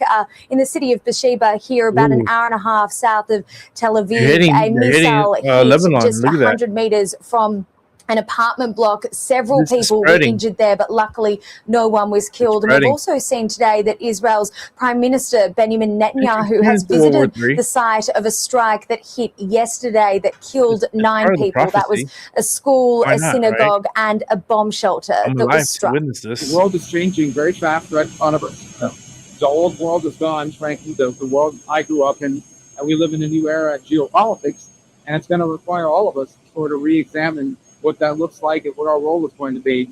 And we've had many of these conversations in private with many of our allies. We are our allies, and we need to continue to have those conversations. And I think Saturday, hopefully, in the meeting we'll have there, when So if you wanted to see it in totality, what would be the best way to go about doing that? And as far as time and Okay. Yeah. Well, here's the fun thing about this, Greg. Just remember the number 3. It's the third month, the third day at 3 o'clock at 33 minutes. Okay. So that is an amazing lineup. So all you have to do is remember 3. Third month, third day, third hour, 33 minutes. AM at the maximum of the totality. And it's about 33 degrees above the southwest horizon. It might be a good day to play the lottery. I don't know what it is, but I've never seen anything like this where the numbers all line up, except for the year. But not a bad and easy way to remember the time and date. Now, most people need to remember that it's happening on the night of March 2nd. It's in the morning of March 3rd. Some people will go out on the night of the March 3rd thinking the eclipse is going to happen. It's already happened. You missed it. Okay. So that's what's happening. So you want to be someplace where you have a good view of the southwest horizon and you'll be able to see the full moon. It's easy. Even if it is mostly cloudy or partly cloudy forecast, you can always see the moon kind of break through a little bit. We've had that numerous times, especially here in Oregon. In the valley, okay, we might get some fog and clouds, but it's still worth a shot. You might get a better chance in Central Oregon, but be out there about 3 o'clock. You don't need any special equipment. Just go in your backyard as long as you have a southwest view. Just look up, you'll see the full moon. Binoculars are great. And then for an hour, you'll see the totality at 3:33. And then it's all over at 4. I know a lot of people have to go to work on Tuesday, so it might be kind of hard to do that during that fashion. But if you can get up, would you say that it's worth it to get up and see something like this? Yes, it is. You know, I'm we won't definitely have gonna wake another totality for 4 years. Okay, totality that is. But we'll have some partials along the way. But it's still definitely worth it. It's fun. It's beautiful, safe, easy. And it's an opportunity to see what the lunar eclipse is about, I'm gonna how see fun it is, if, and how so it's on. gonna look here from All right. Connecticut. Well, you've convinced me. Well, that's amazing. Anything else that you think is really important for people to know? Well, we are not doing any stargazing party on the Rose City Astronomers. And this is something that's very easy, comfortable. You don't have any fancy equipment. Just look up and enjoy the view of the lunar eclipse. And then the next one you'll be ready for will happen in August 28th, but there'll be a partial eclipse. And it'll just be just a moonrise. You'll start seeing partial of it. So you have 2 opportunities this year. Wow. Fantastic. Jim, thank you as always for walking through all of this and explaining this to everybody. And that's crazy with the number 3. It is. And I have never had anything like this before. And it's like, wow, that's just an easy one to remember. Just remember the number 3. And you could just memorize it and say, okay, I'll be out there at 3:33. That's easy. It's easy. And that's what I'm gonna have to do. Be out there at 3:33. That's thank you, Jason A. Such a great upload. 3:33 in the morning. I will have to wake up at 3 in the morning, get ready, and then go outside and look towards the west and see where the moon, and it should be clear skies tonight here. Especially for tomorrow, I believe. We're supposed to get some snow But that's in the nighttime tomorrow. Let me see. Let me see how it's gonna look. Yeah, so it's gonna be okay. It's gonna be cold. Fucking it's all just gonna be fucking cold. But it's gonna be clear skies in the morning. Especially at that 3, 4, 5, 6, all the way up to about, let me see. So it looks like 3 a.m. is going to be clear. 4 a.m. It may get a little partly cloudy around 4. 5 a.m. it's going to be it's going to be more like cloudier. And then 6 is going to be cloudy. Because we're getting snow tomorrow. Fucking snow. So we're going to get about an inch or 2. It looks like we're going to get about 2 inches tomorrow. It's only going to make it a little slick. You know? Yeah, it looks like we're getting 2 inches. Fuck. Let me see. No, it looks like about an inch. Because the rest is going to be rain. So, okay, so that's good. So it's going to be about an inch of snow and then an inch. Okay, because I wasn't even looking at the fucking picture. I was looking at the fucking numbers here. But yeah, it looks like we're going to get about an inch of snow and then we're going to get rain. We're going to get a good amount of rain. A good amount of rain afterwards. And I've been feeling this pain all fucking day. So yes, it is fucking rain coming. But if I can make it outside by 3:25, like, and then look at towards the moon, take some pictures, make sure it's like 3:33, that'll be fucking cool. You know, 3:33 at 33 seconds. So it's 3 in the morning, 33 minutes and 33 seconds, and then you're looking towards a portal. It's like a portal, and I feel like those who are gonna look at it and you're gonna absorb so much energy from it. But fuck, a lot of people are like, fuck that, I wanna sleep. I don't blame you. But I think I'm gonna be participating on that tonight. So it's okay. I'll sleep in the morning after my appointment. All right, let's keep it moving. Oh, talking about the Jim Carrey. The next segments are gonna be about Jim Carrey. So the last actually 3 videos for the night, it's in reference to Jim Carrey. So let's go ahead and set this up real quick. And I believe this is coming from Jason A. Now we were talking about Jim's problem with the as he calls them, the stalkerazzi. This is the because phrase that I coined. They stalk you. He coined that. He came up with that. Yeah. So how do you handle it? What is the solution? Because a lot of folks would be interested in this. What do you do? I've done this a few times now, and it's using a decoy. I'm sorry, a decoy? Using a decoy. It sounds so ridiculous, but it works like a double. It's fantastic. Like a Jim Carrey double. A Jim Carrey double. Well, yeah, that's amazing. So what I do is I send him off in one direction.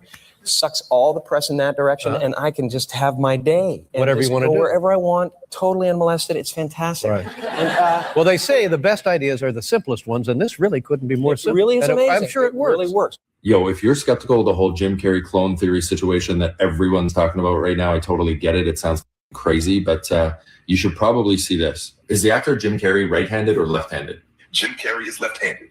He has been seen signing autographs and writing with his left hand. And he's mentioned in interviews that he's naturally left-handed. Would you mind signing here, please? I'm so late. Thank you so much. He's signing with his right hand. The Grinch is one of my favorite movies. He's signing with his right. The odds are that he switches hands and goes back and forth and signs some autographs with his left and some autographs with his right. Short answer, very low. The odds that Jim Carrey naturally signs autographs equally with both hands are probably under 1%, statistically speaking. Writing is one of the most lateralized brain functions. It's deeply wired. True ambidextrous signer. Very rare. If you saw him sign with both hands, That'd actually be a pretty interesting neurological flex. All right, crazy question. If Jim Carrey was cloned somehow, do you believe he'd have the same dominant hand, or is it plausible that his clone would be right-handed instead? So even with identical DNA, handedness can flip. If cloned, most likely outcome, left-handed, same as original, but absolutely plausible, the clone could be right-handed. A clone Jim Carrey might look identical, have similar temperament tendencies, but potentially write with his right hand. Biology is wild like that. What I really want to explain to me is how an adult can just be cloned as an adult right away, because I'm pretty sure that when you clone something, it's taking their DNA and then you have to like literally have it be a baby, which means Jim Carrey would have had to been cloned like when he was a child, which doesn't make sense to me, but someone can explain that to me in the comments maybe. But in the Epstein files, there's a lot of emails about human cloning. So maybe your conspiracy friend isn't so crazy for asking questions here, okay? Jim Carrey has public appearances as well where he seems to be exposing the Illuminati and child trafficking.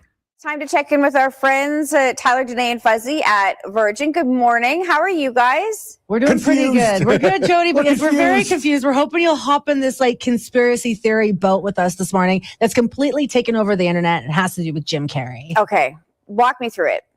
So Jim Carrey was honored with an award in France this weekend, a Lifetime Achievement Award. There he is. Looks like Jim Carrey-ish, but the internet is interneting and saying, nope, this is not Jim Carrey. What happened? That he had appeared on the Colbert Show just on February 6th. He looked very different. His hair was very short. So now everybody's like, what is going on with his face? And Fuzzy, your first reaction was, he has some work done, right? Yes. It's Hollywood. He and played he has some Biden. work done. What else would it Look be? at the eyes. The conspiracy goes so much That's deeper, though, Biden. Jody, where people are a suggesting minute. this is either a clone of Jim Wait, Carrey. no, this is the Biden. Look at the face. Oh my God, let me make it big. That's Biden's face. This is the Biden character. This is the guy that was fucking dressed as fucking Biden. And he's getting a Lifetime Achievement Award from fucking where? France or some shit? Are you kidding me? Like, look at the eyes. The eyes, the nose, the cheeks. This is looking like a fucking the Biden clone. This is the guy. This is whoever this person is the one that played fucking Biden. Because Biden supposedly died. Okay, he something happened, and this is allegedly, but this was in Las Vegas, and there was an emergency, and they just downplayed everything, and then they came out with this fucking clone individual, and I think the person that played them. Conspiracies. They call it conspiracy theory. Conspiracy theories has been right. I've been fucking undefeated. But yet, they want to play us stupid. I think that there's something to Carrey, man. This guy here played Biden. You could tell with the eyes. I'm telling you, get a picture of fucking Biden and compare with this picture. I guarantee you there is a big time resemblance. You can fucking probably ask Grok or ask because I don't mess with those fucking those whatever you call those fucking shits. I keep my life very simple. I'm a psychic medium. I just fucking been doing the fucking media shit because nobody really comes over and watch or do anything. So what the fuck I'm gonna do here? Sit around and eat shit? No, I'm gonna get input and input my brain with information and confirmations. And I'm like, damn, look at the world. It's just you just gotta go out there and get the information. That's what I've been doing. I stopped doing my psychic stuff. It's been since I came back. I haven't been doing it because the last time I was doing my psychic stuff, it really took all my energy out. Like, it was very strong. Let me bring it back to me because that's the fake fucking Carrey. And the energy takes a lot out of me, and then I'm so depleted that it's like it takes me a long time to recuperate, and like I got burnt out, and I just like stopped the show for like almost like 6-8 months.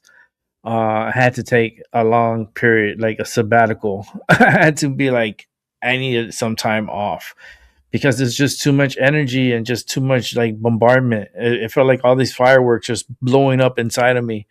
and I had to take a break off of YouTube. And then when I came back to YouTube, I didn't really focus on my psychic work. I just focused more on the fucking world and the media and what what information they're passing out to the people and what bullshit energy, so you could feel the energy from everyone talking, like the reporters, and like you could just feel like what's going on and the potency and the energy. I'm very sensitive to energy, so this is a really big important thing that's going on right now, and it's only getting bigger. And if you know, you know. All right, let's go back to this fake fucking Kerry. I don't know who the fuck this guy is. He's creeping me out. All right, let's go ahead and watch. Because there's a slight variance to his appearance, especially in the face and eyes. There are even people saying that he appeared to be the wrong-handed, left or right. But there's also another theory that it's an imposter, Danae. So, a famous makeup artist, Alexis Stone, posted this yesterday afternoon saying that they were Jim Carrey in disguise. Now, this makeup artist has done some incredible transformations in the past. You got that wig, you got what maybe is Jim Carrey's face if it's on a head. So now they're taking credit for the entire thing. But Tyler, you're like kind of going super internet and you're kind of on board with the clone thing. I think the clone thing is the most fun. And I always believe, and I know I'm saying It's this, probably a real person, but they known just like for prosthetic first-class in the information face. and accuracy. But I think sometimes you don't let the facts get in the way of a good story. Jim Carrey cloned. You heard it here first. Done. Yeah. Okay, well, him and Dolly the sheep, I think it's an obvious. So yes. Honestly. So we'll wait. We're keeping an eye. This is a developing story. We need to see the video transformation of that makeup Why are they artist that's bringing taking back Dolly the account of the entire thing. out of nowhere, and then maybe that right? would be the proof Why are they there. talking about Okay, well, Dolly the we'll sheep? keep an eye on this. I don't exist. So they're all characters that I played, including Jim Carrey, including Joel Barish, including any of those things. They're all characters. Jim Carrey was a less intentional character, right? Because I thought I was just building something that people would like, but it was a character. I played the guy that was free from concern so that people who watched me would be free from concern. My favorite funny How you face go is from the that one to I'm wearing this? right now. Who the fuck is this guy? Jim Look at Carrey this. was in Paris for the Caesar Awards, and he made this like big red carpet debut. His first time since 2022. He said he was retiring from Hollywood, and nobody seems to be talking about 2022, anything only 4 but his years, and he looks face. like Everyone this? thinks Shit. that it's a clone. He had fuck? major plastic surgery done. All anyone is talking about Yeah, is this it looks like poor he man's plastic face. And to surgery even for muddy sure. the waters further, Alexis Stone, who's this like uber famous SFX makeup artist and drag queen, posted on Instagram that they were in Paris as well, and they're known for dressing up as celebrities for like red carpet events, runway shows, etc. And they posted pictures of what appears to be a Jim Carrey prosthetic and like fake teeth and makeup, and then posted on Instagram a photo of Jim Carrey with the caption, Jim Carrey by Alexis Stone. So That now does people not are look like freaking fucking out Jim thinking that this Carrey. was Alexis Stone dressed up as Jim Carrey. Mm, And if I'm you didn't sorry, think that was bitch. crazy No. enough, there are some wild conspiracy theories that Jim Carrey has been Bye, bye, replaced by bitch. a clone because he was talking too much about the Illuminati, and Hollywood kind of kicked him out. People are like zooming in on his eyes, being like, these are not the same eyes, these are not the same They're teeth, not. this is his cheekbones are higher, etc. I think that's ridiculous. None of this has been confirmed. I personally think it was Jim Carrey. Jim Carrey finally You're a speaks fucking out idiot. after the internet's wild claims. Didn't believe me? He's signing Take with a his look right at hand. this. Answer this, please, Mr. Jim Carrey. Every Oh, he fake looks news so. is That is saying not you are Jim not Carrey. That's true or not? Please. How is he signing with his Give right answer. hand? After Epstein files, you actually say something. That's And he's saying signing enough. really quick. I true. You saying, man? The day after the César Awards, where social media would not stop dissecting his appearance, he's suddenly out in public, signing autographs, standing with the press, letting cameras get up close. Now here's why people are talking. Online, there were wild rumors questioning whether he looked like himself at the awards. Again, just internet speculation, Let's find nothing out. Pull that confirmed. hair. But instead of ignoring it completely, he steps out the very next day and is seen interacting with fans. And here's the interesting part. Yeah. Jim Carrey is not known for doing tons of autograph sessions. No, He's he never been doesn't. the hang around with the press for long periods type. He stays Historically, when away. Jim popped up publicly, he would joke with reporters. He would play into absurd questions. Sometimes he'd even laugh at the chaos. But this time, he's quiet.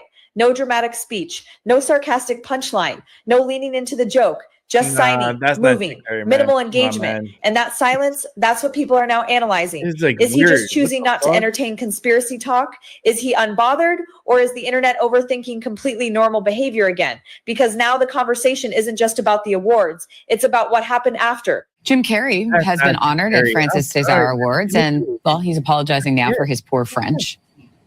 No way. était mon français? Good.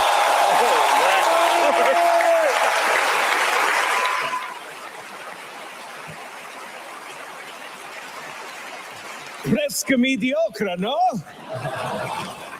Jim Carrey made a rare public appearance to receive this year's honorary award at the 51st edition of Francis Cesar Awards. He delivered his speech entirely in French, then apologized for his unpolished French-speaking skills. He told the crowd, "I'm just learning it, and my tongue is tired." Following his appearance, the internet really exploded. Did you see this with the debate over his appearance? You didn't? And whether it was actually Jim Carrey who received the award? Experts say Jim Carrey's change in appearance makes sense. You know, we haven't seen him in a while. He's older. What thing that looked like Jim Carrey to them? He looks taller too. That's the fucking Joe Biden clone. He's just going out getting awards and becoming and getting money. That's all it is. It's all about the money. Fucking Jim Carrey, man, you're fucking fake. You're such a fake. We got another video that fucking Jason A did on you. Oh my god. Internet sleuths just aren't having it. His updated appearance sparking a wild rumor that it was actually someone else who was there in Jim's place. Let's do this. Then Alexis Stone, a transformative makeup artist known for impersonating celebs in public, entered the chat, posting this likely AI image of a face mask and teeth, signaling to his 1.4 million Instagram followers it was him impersonating Jim. But not so fast. Boom! Somebody stop me! A rep for Jim confirms to ET it was indeed just Jim who attended the award ceremony. And if you need more proof, a representative from the Caesar Awards tells us Why Jim would he was there go to with his this loved ones, length longtime if he doesn't publicists, like and this 12 type close of members shit? of his inner circle. Like it and doesn't make calls all the it fuss makes zero online sense. Look a at that face. non-issue. That's not Actor Jim. and comedian Jim Carrey has That's not raised him. Come eyebrows on. during a rare red carpet appearance at the French Allegedly, Film right? But Awards. that's not him. And Kinsey, fans were shocked by his very different look, some claiming this man could even be an imposter. I really took on a pretty big challenge trying to do my speech in French. So, I wrote it and I researched it and I practiced it like crazy. But, it's, then I watched everybody like talking 1,000 miles an hour up there receiving their awards. And I was like, I'm dead. What would you say he's dead? Bonsoir. Merci beaucoup. C'est très gentil. Will the real Jim Carrey please stand up? The comedy legend showed off his French skills while accepting the César d'Honneur Lifetime Achievement Award at the 51st César Awards in Paris. The star of The Mask also sent tongues wagging after giving a rare red carpet interview, where some questioned his unrecognizable appearance, even going so far as to suggest it was actually an impersonator or even a clone. Dun dun dun. The 64-year-old Canadian-American actor has taken a significant step back from public life until the event on February 26th had everyone talking. Yeah, it doesn't make on sense. On stage, he delivered an emotional speech where he honored his He father doesn't look and like spoke him. entirely That's in the not Jim country's Carrey. national language. Listen, I watch a lot of fucking movies, okay? And I like Jim Carrey. I like Jim Carrey movies. And I tell you one thing. Who the fuck is this guy? Who is he? Like, let me make it bigger. Look at the cheeks. Come on, man. Just the cheeks alone. Just the cheeks alone is telling me that's not Jim Carrey. Jim Carrey, like, I've seen him since he was young. I've seen him since he lived in color. Oh my God, Fire Marshal Bill. Like so many characters he played, and it's such a great show. And you can find it here on YouTube, and you can watch it on YouTube in living color. Oh my God, this guy is like Jim Carrey is such a fucking awesome actor. Played so many different movies. Oh my goodness, and they're all my favorite movies. They're like really cool. And but who the fuck is this guy? You know what I mean? Because what's throwing me off, right, is this right here, this cheekbone, and over here, right, the eyes, the eyebrows, the nose here, this nose, and then this chin here. Like, look how it look. It doesn't even look real. It doesn't even look. It looks like, look at the how the skin, like this is up like this. Like this is just a really good fucking mask, you know. And then look at the mouth. Look at his lips. You know, you have to pay attention to details. Look at everything, even his hands, right? I mean, I got a question. There's 5 fingers here, right? 5 fingers. Where's his marriage band? Where's his wedding ring? Oh, Rick, no, you're not doing that, Rick. I was like, I'm doing it. What's his look?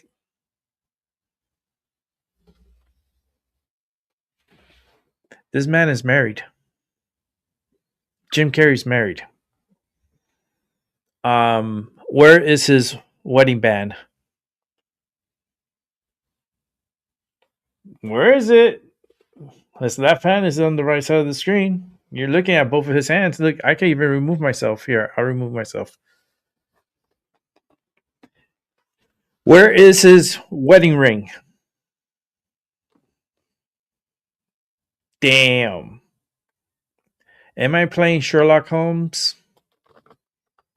This is like the Joe Biden imposter. The imposter that played Joe Biden. I think this is him. You know why I say that? The eyes. The eyes don't lie. And I've seen these eyes before. I've been paying attention a lot to politics. Way too much, you know, but that's what I do.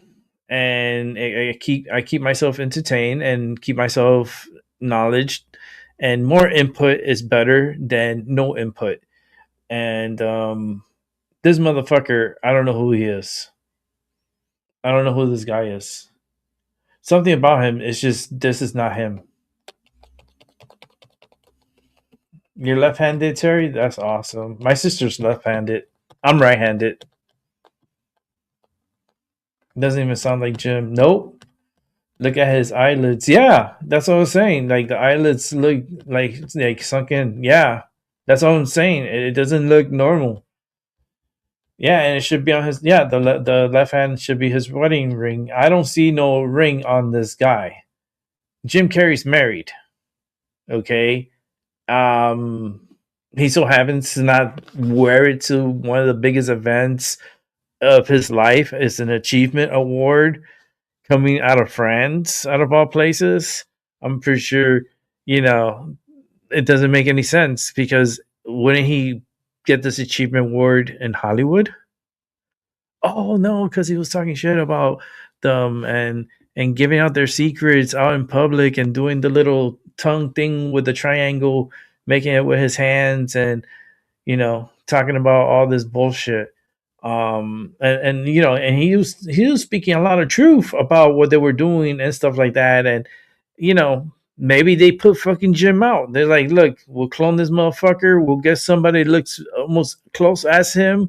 We'll put some hair implants on him, and we'll fucking put the only thing, like that cheekbone is just, that's where it's fucking like just his whole face. I'm looking at it. I'm like, man, that's not Jim, man. There's no way. No way. How the fuck? All right, let's keep watching.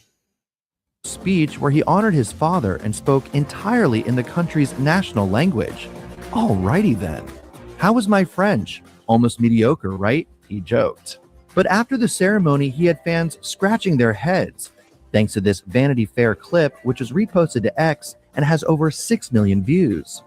In the clip, the Sonic the Hedgehog actor looked unrecognizable to some fans, who insisted he had plastic surgery or was replaced by an imposter. No way this is the real Jim, one person commented on the video. That's not him. Jim Carrey's always had brown eyes, prominent brown eyes. This is the worst impersonation ever, said another. Must have had a lot of work done to his face. Looks very different, another wrote. I'm no conspiracy theorist, but that's not Jim Carrey, said another. Makeup artist and celebrity impersonator Alexis Stone is that's now Joe claiming Biden. or trolling the That's the gullible people Biden on guy. internet that The they were in eyes, fact look, the fake Jim and the Carrey in nose. Paris. That's the Somebody Joe stop Biden him. fake. Celebrities are just as baffled. Megan Fox wrote, I can't handle any more stress right now. I need to know if this is real. Kinsey, I don't know. I think it's just him and he's had too much filler and Botox, but some fans claim he even sounds a little different, and Botox and fillers don't normally change your voice, do they? No, I mean, I loved the fact that you referenced raised eyebrows because clearly that's something he's incapable of doing at the moment. In Hollywood here, the plastic surgeons are saying maybe it's an upper eye bleph where they remove some of that skin around your eyelids. They've also said, of course, Botox fillers around the cheek and forehead and a potential brow lift or facelift. Why would you do We have that? a reality show here called Botched where they take care of people that have had some pretty bad plastic would you surgery. do that, though? And I think Jim Jim never Carrey might be did like starring in the that. next season based on what we Why just would he witnessed. just all of a sudden start doing You plastic? know what he needs to do? He needs to go see Demi Moore's latest plastic surgeon because she got botched and in the facial area, a beautiful woman. Yeah. And now she looks better than ever. In her 60s, she looks about 35. So let's just find, actually, I know who that surgeon is and it's very difficult and very expensive to see. So Jim Carrey, start saving up for but why are the men doing this? I can understand the pressure on women to be youthful forever, but why is someone like Jim Carrey, who's never traded on his looks, Kinsey, going to these extremes? Sonic the Hedgehog Yeah, movie. a comedy, a silly character. The this guy Joker from does not Batman, look like like Jim you Carrey. don't need No. to be a hot guy to do that. But That you're makes right. zero We saw sense. Brad Pitt recently get a facelift, and his looks amazing. We are seeing men more, And Brad pursuing Cooper. it more. Oh, Bradley Cooper. Brad what was Cooper that? got But yes. botched. He got botched. He got botched as well. Kinsey Schofield, we could talk about these botched cases. Maybe we should do that next time around. Thanks for your time tonight. Merci à ma merveilleuse famille. À ma fille Jane et à mon petit-fils Jackson. Je vous aime maintenant et pour toujours. Jim Carrey, is that you? Because the internet's convinced it's a doppelganger or even a clone. There's magic in the universe. Yeah, fans questioning if Jim's newish look is some not sort new. of magic trick after the 64-year-old debuted longer locks, seemingly lighter eyes, and a fuller face at the Caesar Awards in Paris, where he was given the top honor. Merci à ma sublime compagnie. Mina. Je t'aime, Mina. That's Jim on stage, where's the thanking his ring? daughter, grandson, and girlfriend. Alexis Stone has publicly claimed that the man recently seen in Paris was actually him in full prosthetic disguise. The internet had already been spiraling over Jim Carrey's noticeably different appearance. Fans debated whether it was lighting, aging, cosmetic work, or something more unusual. Then Alexis Stone stepped in and said it outright. That wasn't Jim Carrey. It was him. For those unfamiliar, Alexis Stone is known for hyper-realistic celebrity transformations. He has built a reputation for appearing in public as famous figures Does he know using how to advanced speak French? prosthetics, makeup, and full-body character work. On his social platforms, he has documented multiple high-profile impersonations, not just photo shoots, but real-world appearances that blur the line between performance art and social experiment. This time, he posted what he says were the prosthetics used for the Jim Carrey look. The facial structure, skin texture, even subtle asymmetries appear carefully constructed. And what's making people uneasy is that he doesn't seem like he's joking. There's no obvious punchline, no wink to the audience, just a calm assertion that it was him. Others defended Jim's fresh new look, with one arguing he looked the same as he did during his last public appearance for the Rock and Roll Hall of Fame induction ceremony in November. Leave the man alone, one person So from wrote. November Amid the social media now, chatter, Jim's rep you think Marley that would Leslie care? confirmed to Page Six that Jim indeed attended the Oh, that's César bullshit. Awards. A spokesperson for the award show also shut down the impersonator claims, calling the rare appearance by Jim Carrey a historic You don't grow your moment. hair that long. From Ace Ventura to the that Grinch short to the amount of time. Riddler, Jim Carrey has played some of the most What, memorable like 5 characters months? on the big screen. His movies have grossed a collective $6 billion Your hair doesn't at grow the that box fast in 5 office. months. Despite his massive success, he pulled away from the spotlight in recent years how he and is looks? thought to be spending a lot of That's time Jim on the Carrey. island of Maui in Hawaii, where he You owns see a the waterfront mannerism. home in McKenna. But You what see, do you he's guys so think? loose. Was this the real Jim, or is there a smoking Look at gun? the difference. Come on, man. Thank you, Jason A. Great upload once again. Like, I don't know. I don't know. This is we're just we're living in weird times. We're in this ride together. We're in the same planet. We're rotating, supposedly rotating. I don't feel like we're rotating, but they're saying we're traveling this fast, but yet I feel nothing. But anyhow, that was Jim Carrey. Like I said before, and I'll say it again. If you believe that shit, I got plenty of bridges here to sell you in Connecticut. I could do better with the money you give me. So I appreciate it.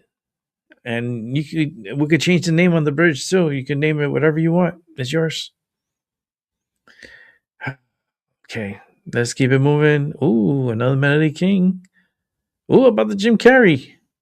So we need to talk about this whole Jim Carrey debacle, which I think is a distraction because there's a lot of foolishness coming out right now. But I just posted about this. I said, so you have a makeup artist claiming he was playing Jim Carrey, but Carrey's publicist denies this claim and says that it was the real Jim. Now the César Awards say it was the real Jim Carrey as well. But we know that was not the real Jim Carrey. I personally believe this makeup artist is just clout chasing. It's all a distraction. Where is the real Jim Carrey? None of this makes any sense. So this is what TMZ just posted, and it says it really was Jim Carrey at the award show in Paris. His publicist says. So we're going to get into that article. What they have to say, and I'm going to show you this whole thing about the in makeup less than artist, 5 months. which they include somewhat in this article. All right, so here is the article. It says fans jump to some wild, unfounded conclusions. Really, it's always unfounded, right? A little bit more. Isn't it amazing that they aren't really reporting on anything about the Epstein files? I wonder if that has anything to do with Harvey Levin being in the files. But let's keep going. I actually have something else. Like you can see the white in the middle, Harvey like in the Levin, and them knowing what was going to happen with the strike on Iran before it happened, the day before. I'm going to get to that in my next video, giving you guys an update of everything that's been happening with that. But anyway, it says unfounded conclusions of Jim Carrey's appearance at the César Awards in Paris last week, but his reps are calling BS. Okay. The actor's longtime publicist, Marlia Leslie, tells TMZ Jim Carrey attended the César Awards where he accepted his honorary César Award. So this is actually coming from the makeup artist. They're including that, but I'm going to do that in I'm going to do that next. Go over the details. As you know, speculation was circulating that perhaps the person at the show was actually a stunt double or a clone due to a perceived change in Jim's appearance and demeanor. Makeup artist Alexis Stone, aka Elliot Joseph Rents, even appeared to take credit for impersonating the comedy icon in a cryptic Instagram post, writing Alexis Stone as Jim Carrey in Paris, along with a pic of a latex mask and fake teeth. So there's the makeup artist. I think he's clout chasing, and I'm going to show you why. The general delegate of the Caesar Awards told Variety that Jim had planned on attending the award show since the summer and had prepared for months to give his speech in French. He attended the show with his partner, daughter, grandson, publicist, and 12 close friends and family. All right, so that's all they have here. Now let's get into more details. So this is just playing some music, but this is the post that he did, and then showing the mask and teeth, right? And then they're just going through the rest of his Instagram, just various things, makeup he's done. I don't know if he's pretending to be these people or whatnot. Right. But he's taking credit for this whole thing, which I find hard to believe. So I shrunk this up so you guys can see this video better, but you take a look. This is supposed to be a cast of Jim Carrey's face that the guy Alexis is claiming he did, and just watch it. You know, I wrote it and I researched it and I practiced it like crazy, but you know, it's either. Yeah, then I watched everybody like talking 1,000 miles an hour up there receiving their awards, and I was like, I'm dead. And I made mistakes, and I was like a novice. It doesn't seem like I felt a lot of love, and I felt a lot of appreciation that I tried, and what I said was true. It was just a brilliant evening, you know, really brilliant evening. Oh my gosh, Benjamin Laverne was off the hook. I mean, I can't believe he committed to doing all that. I was really, is this about someone else? My favorite funny face is the one I'm wearing right now. Thank you so much. See, but this guy. So I'm gonna cut off the famous music, him, but this is just showing. He's just showing how Go he ahead. does, his makeup applications when he's, you know, which I believe he does prosthetics. He does them pretty well, but to me, his prosthetic level is not the level that we saw Jim Carrey. His seemed more suited for pictures, right? Just a quick photo op type of thing. You don't ever see him talking in these disguises that he wears. It's just not up to that level. Like, I would not believe, who would believe this? This looks like somebody in a costume. Like I said, I just don't see him having that level of design and detail, although they are able, a lot of Hollywood makeup artists are able to do that. Even our own government does it. Like central casting, guys, this is a known thing. But he's just, again, there is a difference between the mask where you can take photos and it looks pretty good and maybe just fool a few people. But to give a full speech and do all that he was doing, I don't see that in any way. That means that this guy would have to be a great actor as well, even though it was a terrible acting job. To entrust him, a makeup artist, to not only wear the makeup, but then to go there and pretend to be Jim Carrey. How does that make any sense? Let me show you another one.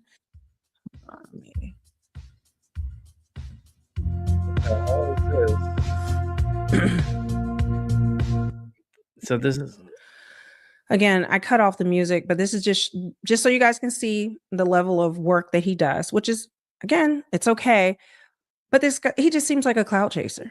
I mean, the whole thing's demonic anyway, like just this entire situation. But this is just a distraction, I think, to throw us off the trail, to create confusion. This is what they do, you know? So some people will say, yeah, that really was the makeup artist. Look how good his makeup is. We don't need to ask any more questions. Like, this is okay, but I would not think this was Jack Nicholson. It looks like a mask. It looks like it looks fake. No one would believe that. Like, you would believe that that's actually Jack Nicholson. His detail is just not strong enough. And I'm sorry. He's like, it was a way for him to get his name out there and to get people following him and talking about him. Different. This is what I'm thinking. You see the color? And that's exactly what we're doing. But I have something crazy to show you, buddy. That is it Alec Baldwin? Not Alec Baldwin. Very fake. Stephen Baldwin posted, and everyone's trying to figure that out now. Now, before we get to that, I just want to remind you guys about realmelanyking.com. This is a way that you can help support the work that I'm doing over here. I have so much to bring you today. Okay. But I checked Stephen Baldwin's account, and yes, he posted this, and it's really weird. Do I have your attention now?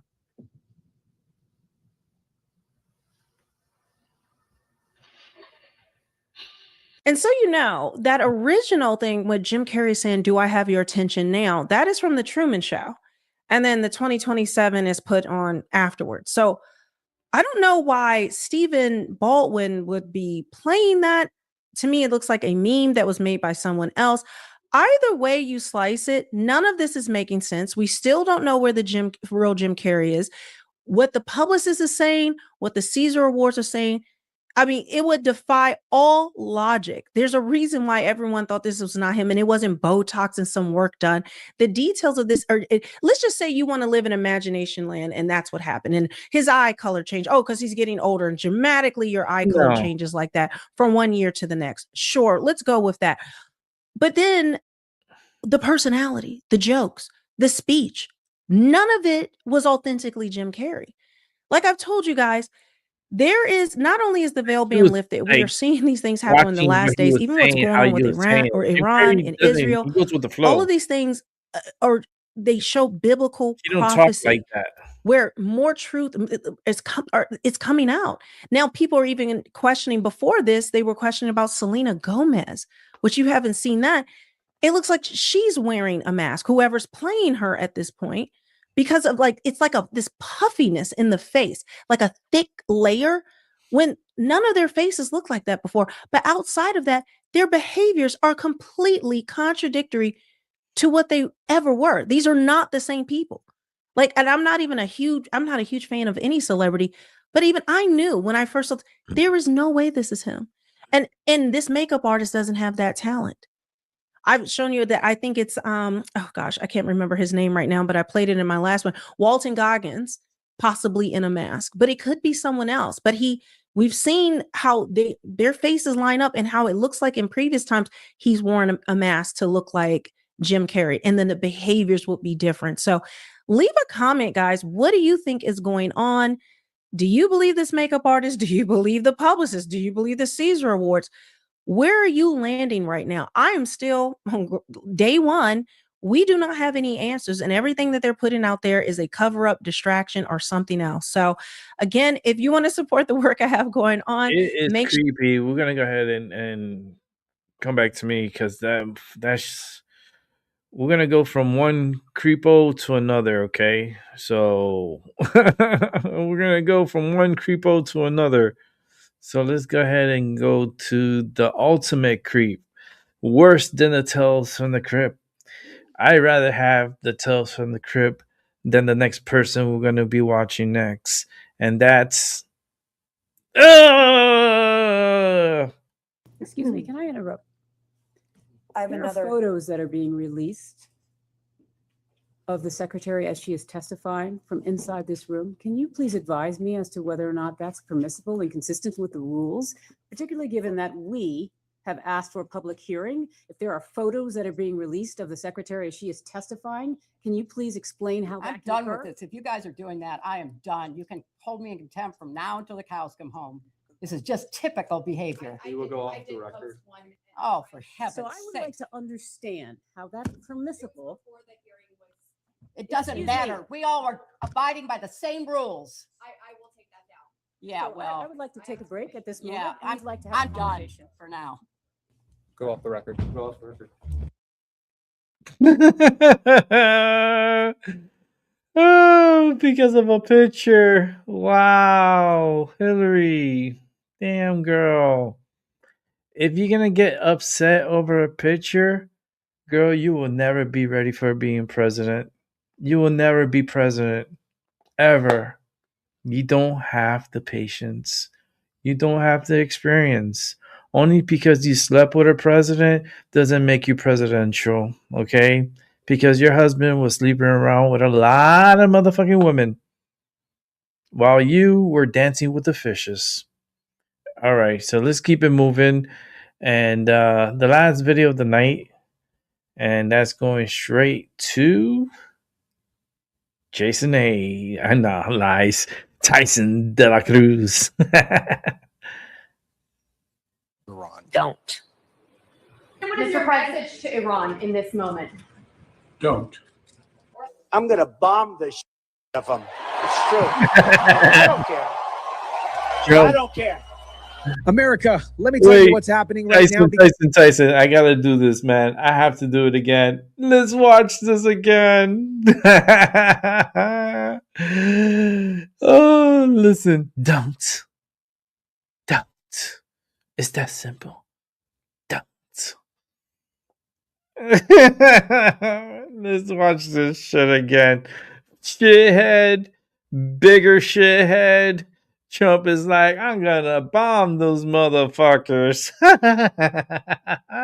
Let's watch and enjoy. What's the message to Iran? Don't. Mr. President, to Iran in this moment. Don't. I'm going to bomb the shit out of them. It's true. I don't care. I don't care. America, let me tell you what's happening right now because it is absolutely historic. And the lamestream media is absolutely, obviously terrified to tell you the truth about what's happening here. The Trump administration just authorized the largest military operation against Iran in modern history. And Defense Secretary Pete Hegseth just sent a message to every terrorist on the planet that's going to make your blood pump for America. We're talking about dismantling Iran's nuclear program, obliterating their navy, and sending a message that the era of America apologizing for strength is over. Finito burrito. Need you guys to listen to this entire report first because Trump just unleashed something that's going to change the entire Middle East. And obviously, the Democrats, they're absolutely losing their mind over this. Of course they are. Fucking demo rats, those demon rats. Cordero. This morning, attacks continue across the Middle East as Iran continues its retaliation against the U.S. and Israel's massive operation that killed many of its top leaders, including the Ayatollah. Welcome back. I'm Tim Caputo. When faced with mounting questions about why the U.S. launched this attack against Iran, the Trump administration is pushing back. We didn't start this war, but under President Trump, we are finishing it. The Secretary of War, Pete Hegseth, there, and President Trump say Iran's leadership was not willing to stop their nuclear research or their push for a nuclear weapon. ABC's Christiane Cordero has the latest from Washington. With the U.S. military operation in Iran stretching into its third day, today, President Trump stood before news cameras for the first time to address the massive attacks that killed Iran's supreme Ayatollah. An Iranian regime armed with long-range missiles and nuclear weapons would be an intolerable threat to the Middle East, but also to the American people. I hope you guys caught that. Intolerable threat to the American people. That, my friends, is not just random political speak here. That's not diplomatic language. That is Trump telling you exactly why this had to happen. They attempted to negotiate. They couldn't get negotiations done. And this is what happened. And here's the thing. The media will deliberately ignore a lot of things. And people in the chat, we're going to have some disagreements on some situations, but I'm just delivering the facts on this particular scenario, not diving into rabbit holes for this particular video. But Trump warned Iran after Operation Midnight Hammer. He said, don't rebuild your nuclear program at a different location. And what did Iran do, guys? What did Iran do? Location. They ignored him. Defense Secretary Pete Hegseth said the president gave the go-ahead on Friday afternoon, watching the attacks hours later from his Mar-a-Lago resort. Hegseth was pressed today on whether Iran posed an imminent threat to the U.S., given the plans did not go through Congress, and following last summer's operation that the administration said, quote, obliterated the country's nuclear program. He didn't offer. So let's jump into what Pete Hegseth said about this situation here. Pete Hegseth has a message for the entire world that he's not messing around.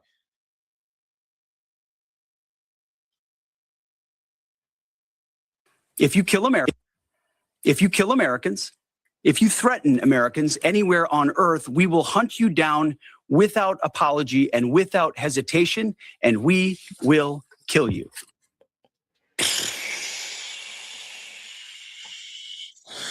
We will hunt you down without an apology, without hesitation, and we will terminate you. This is exactly what I've been telling you guys. This isn't Obama's military where Barry Soetoro sends money in exchange for prisoners, because we know about that situation. This isn't Biden's strategic patience nonsense where that crazy, ridiculous withdrawal from Afghanistan, leaving hundreds of millions of dollars of weapons there. This, at least in my opinion, is America First style warfare where we can actually win. Now, a lot of people probably in the chat, probably in the comment section are going to say, hey, we don't want an endless war. We don't want, these endless wars. And I 100% agree with that.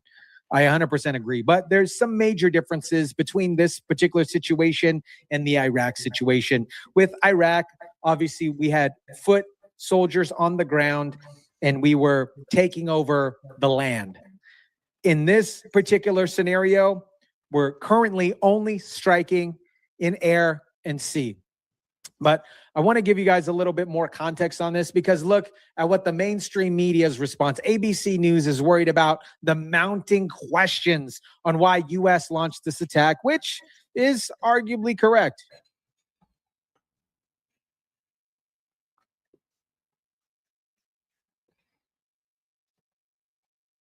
Bill, good morning. I just got off the phone with the president. He is very pleased with how things are going. Obviously, is disheartened about the loss of life, and there may be more, he said, along the way. But as far as the progress, he said they are ahead of where they thought they would be. I want to read some of these quotes that I asked him and how he answered. He said that as far as a plan, they do have a plan, always had a plan. The intelligence, the level of intelligence that they've had up until this point is truly amazing. I asked, so what you're saying is that there is somebody on the ground in Iran that is going to rise up.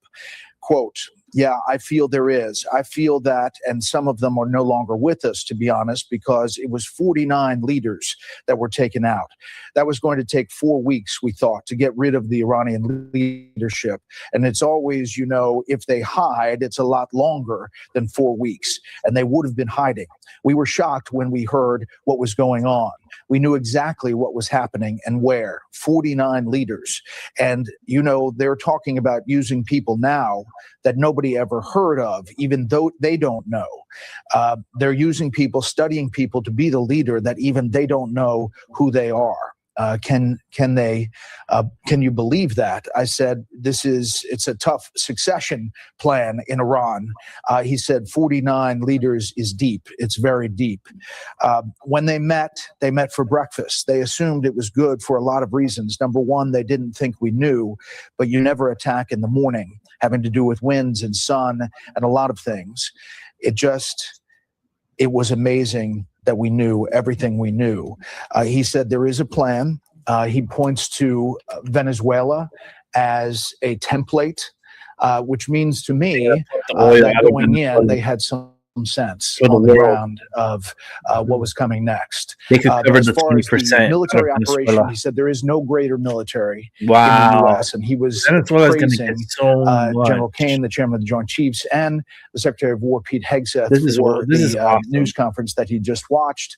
Cut and dry, as he said, central casting, and they have a job to do, and they're getting it done. Wow. So from the President of the United States, he is pleased, does believe that this is going faster than they thought, and he believes that 4 weeks is something that they had put as a kind of calendar of what they were looking at as setting the table. Let's jump into what Trump has to say on this presser. This was a couple minutes ago here. This was about 4 hours ago. Let's jump into this. Ceremony, and there's no Tyson ceremony trying to that can be much more important than this. Tyson, you can Let do me it. provide a brief update on Operation Epic It Fury. gets frustrating, Tyson. Today, the United States military continues to carry out large-scale combat operations in Iran to eliminate the grave threats posed to America by this terrible terrorist regime. Following our obliteration of Iran's nuclear program in Operation Midnight Hammer a short while ago, We warned Iran not to make any attempt to rebuild at a different location because they were unable to use the ones that we so powerfully blew up. But they ignored those warnings and refused to cease their pursuit of nuclear weapons. In addition, the regime's conventional ballistic missile program was growing rapidly and dramatically, and this posed a very clear, colossal threat to America and our forces stationed overseas. The regime already had missiles capable of hitting Europe and our bases, both local and overseas, and would soon have had missiles capable of reaching our beautiful America. The purpose of this fast-growing missile program was to shield their nuclear weapon development and make it extraordinarily difficult for anyone to stop them from making these highly forbidden by us nuclear weapons. We were the ones that were complaining. We were the So let me just jump in real quick, because I think there were a couple different major objections here. One of them was obviously to destroy Iran's missile capabilities. Obviously, that's something that they're actively monitoring. Annihilate their ships, their Navy ships, 11 of them as of the recording of this particular video at the bottom of the sea, and then ensure that Iran never nukes again. That was an absolute check. And then stop Iran from funding terrorism. Obviously, this is a big one because this is about Hamas, Hezbollah, the Houthis, all of Iran's terrorist proxies here. The ones that wanted it stopped, but everybody was behind us. They just didn't have the courage to say so. An Iranian regime armed with long-range missiles and nuclear weapons would be an intolerable threat to the Middle East, but also to the American people. Our country itself would be under threat, and it was very nearly under threat.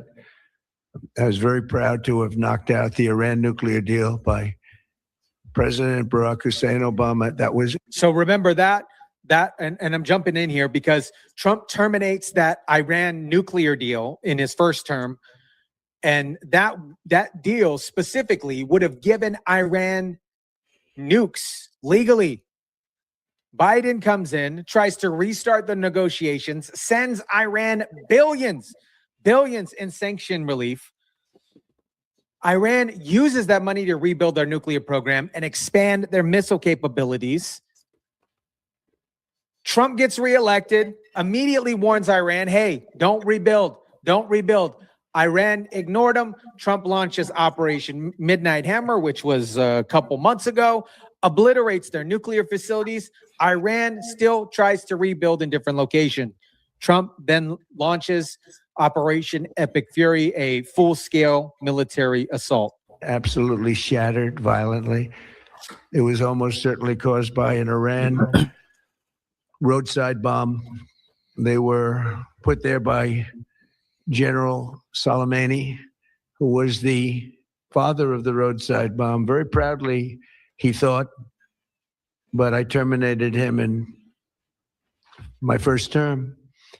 This was our last best chance to strike what we're doing. So, because I fast forward the video a little bit. So, according to reports, and this is what Trump is talking about, American casualties from IEDs, the roadside bombs in Iraq and Afghanistan, were traced back to Iranian support. Doing right now and eliminate the intolerable threats posed by this sick and sinister regime. And they are indeed sick and sinister. Our objectives are clear. First, we're destroying Iran's missile capabilities, and you see that happening on an hourly basis, and their capacity to produce brand new ones, and pretty good. Let's see what else we got here. So far, just in regards of the American casualty count so far, Trump acknowledged in this particular speech. I'll place a link for it in the description down below if you want to catch the entire thing. But 4 Americans have been killed in action. Trump acknowledges them, obviously honors them, and promises that their sacrifices won't go in vain. 4. Obviously, we have to really compare this to the previous administration. We got to compare this to the Biden administration. The withdrawal where 13 service members died And Biden just checked his watch at the ceremony. You guys remember that? When they were doing the thing and he checks his watch. Yeah, when they were So this bringing is the back main the difference body. between leadership here. And, Trump obviously didn't go through Congress before launching because the threat was obviously imminent. And I want to tell you guys, right? The Ilhan Omars of the world, the AOCs of the world are saying that this launch is illegal. They're saying that this launch is illegal, guys. And I'm here to tell you that this launch wasn't illegal. It was just undocumented. I'd love to know your guys' thoughts. Drop your thoughts and comments in the comment section down below. Smash the like button if you kindly would. Share, subscribe, and I'll catch you guys on the next one. Tyson, oh, it's funny. It seems like he recorded that. It was on the fly, and it's not easy, brother. Doing, especially like for me, I do this live, so it's I've been doing it for a long time. This is YouTube and StreamYard really pisses me off. StreamYard's with the audio. YouTube, their whole video shit is fucked up. Like you try to pause it and it won't pause. It'll play for like a few seconds and then it'll pause. And it's like it's so finicky and I don't know. YouTube just didn't change for the better. It actually made it a little bit worse. But it is what it is. Fucking YouTube. But but thank you, Tyson, for a great upload. And it's like it was such a different format because you know how he has it all like set up and nice and with a ding ding ding and his little thing. But this seemed like that felt like something like I do, like the life stuff. A little different. You could tell it was getting stuck and he wasn't getting the videos up on time. It happens. It really does happen. Let me see if there's anything breaking before I let us go, because we are in a little we're in a little pickle. So let's see if I can figure this out.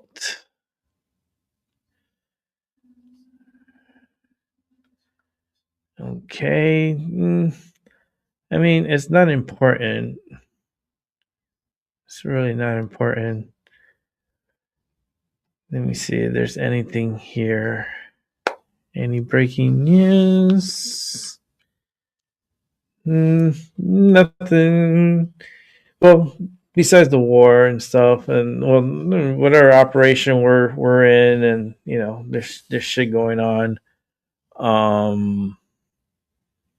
Let me see if there's any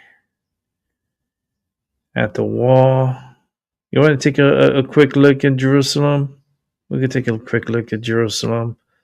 Let me set it up, and then I'll sign out because I got to get to bed if I'm going to get up at 3 to see the fucking moon. Take some pictures of it. The event's supposed to start like at 4:04.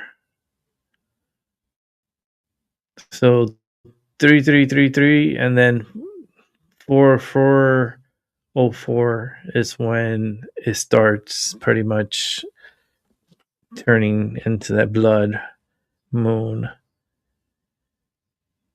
Let's see here. Okay. Let's take a quick look at Jerusalem. And that is a live feed we're looking at here. Let's put up the sound. Live feed from Jerusalem. Let's make it a little bit bigger. And what I'll do is I'll let it play for about 10-15 minutes, and then I'll sign off on. Actually, let's leave it 10 minutes, and then I'll sign off on the show. So we'll take just a nice 10-minute look at the Western Wall here, and this is Jerusalem. They have been taking on incoming fire from Iran, and a lot of the missiles are penetrating through their systems, their deterrent systems. So I believe they're doing this, and they're gonna want a better system. They want that Golden Dome system. That system is in production right now. There's a lot of them being built. They will be protecting also the United States. The United States will be having these missiles in the homeland, and if we ever need to use it, we have it. Type of precautionary action. But Israel's going to want that too. And not only Israel, but Saudi Arabia is going to want it too. And we got to get everybody on board over there in the Middle East, so that way they could be all protected with the Golden Dome. But Libya is going to have to be fixed. Jordan has issues. Those are countries that are like kind of on the fence with Israel. So any day, I feel like Jordan is just going to act up with Israel. But they never at peace. This is one big step forward to figure out if we go this way, would it be a better outcome than what we were doing for the past how many freaking decades? Like for the past almost 5 decades. We're going to take it a different approach. We're not going to pay for prisoners to be released. We're not going to pay for your pretty schemy bullshit that you have there in Iran. Like, enough is enough. And they know these weapons were being built. They know all this because they have people on the ground. They have people there. They're spies all over Iran, and they report, and they let the Israelis know. They let the Americans know what the hell's going on. That's how they found out exactly where this Ayatollah was going to be at, and all his military personnel, which is so stupid. Why would you be with all your personnel and your future presidents and future, why would you put everybody all together? Oh, because it was Ramadan, and they were all together and so forth. Well, guess what? They're all dead together. So anyhow, maybe having fun with their 72 virgins. It's a crazy thing. Crazy thing. We took them out literally within the first minute of the war. The first minute. That's just mind blowing. Literally, it blew his mind. He probably never wasn't thinking that was gonna happen. And it happened, and it killed his whole staff, killed his son, killed the wife, killed everybody. Fuck them. They're all. And now Iran, of course, were given orders if anything was to happen to the Ayatollah to wreak havoc and continue bombing and keep going and until the very end. Are they going to use a dirty weapon? Tomorrow is 3.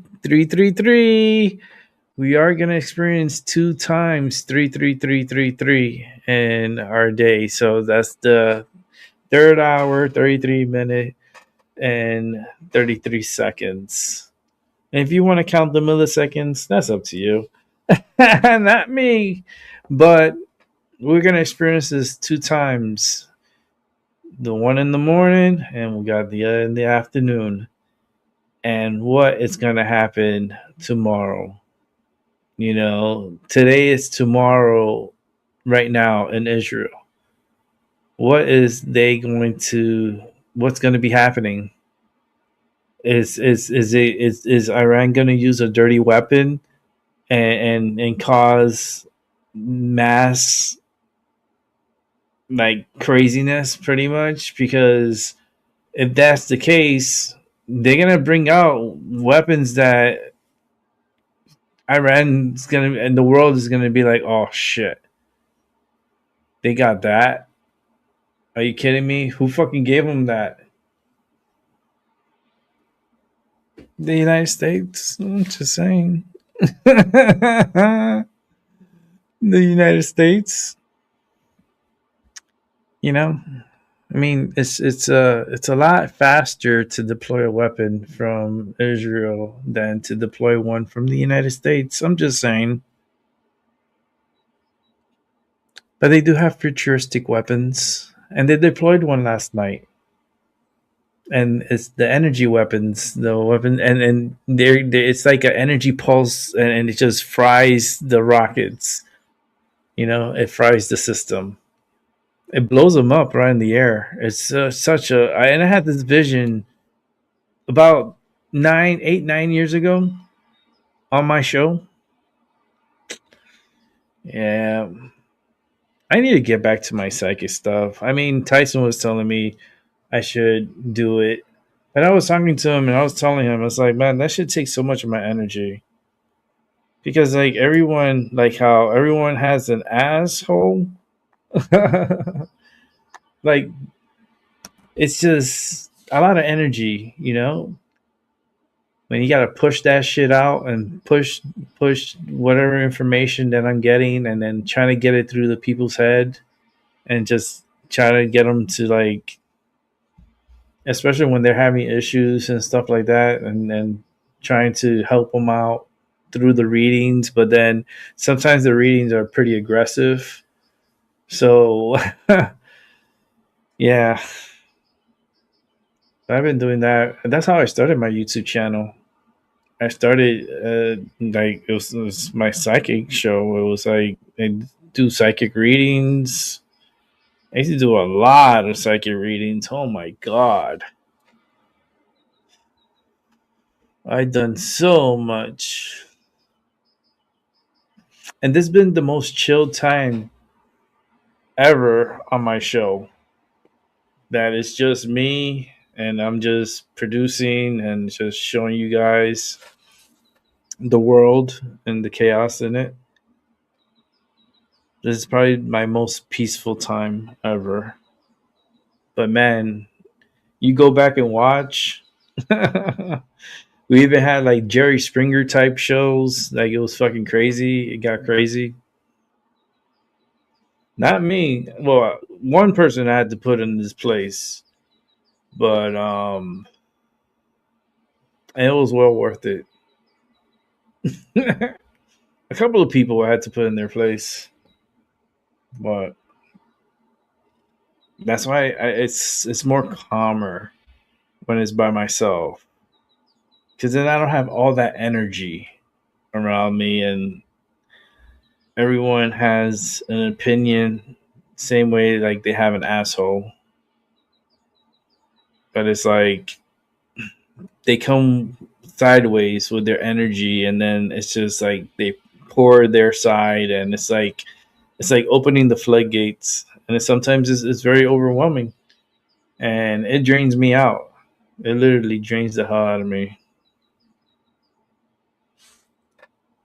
Let's see. Yeah.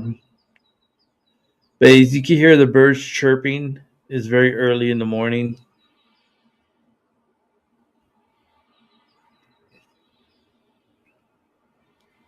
Very early.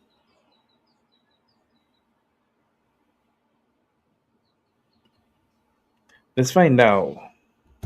I don't know what time is it, or bro. I could find out. What time is it in Jerusalem? 5:20. So it's 5:20 in the morning. Is Jerusalem going to be under attack? I wonder if Iran will shoot at the wall. Right? You wonder, right?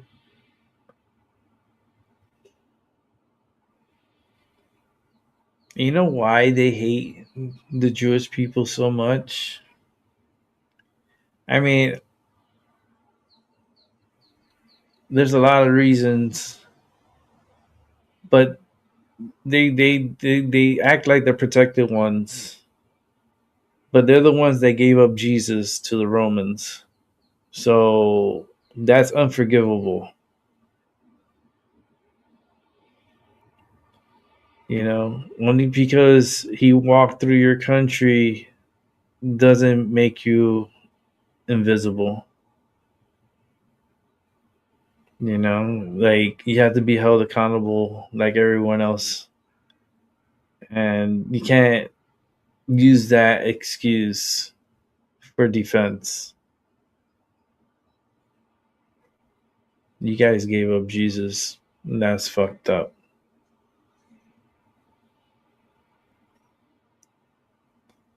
But it's gonna be rocking and rolling today. I have a feeling that it's not over. It won't be over.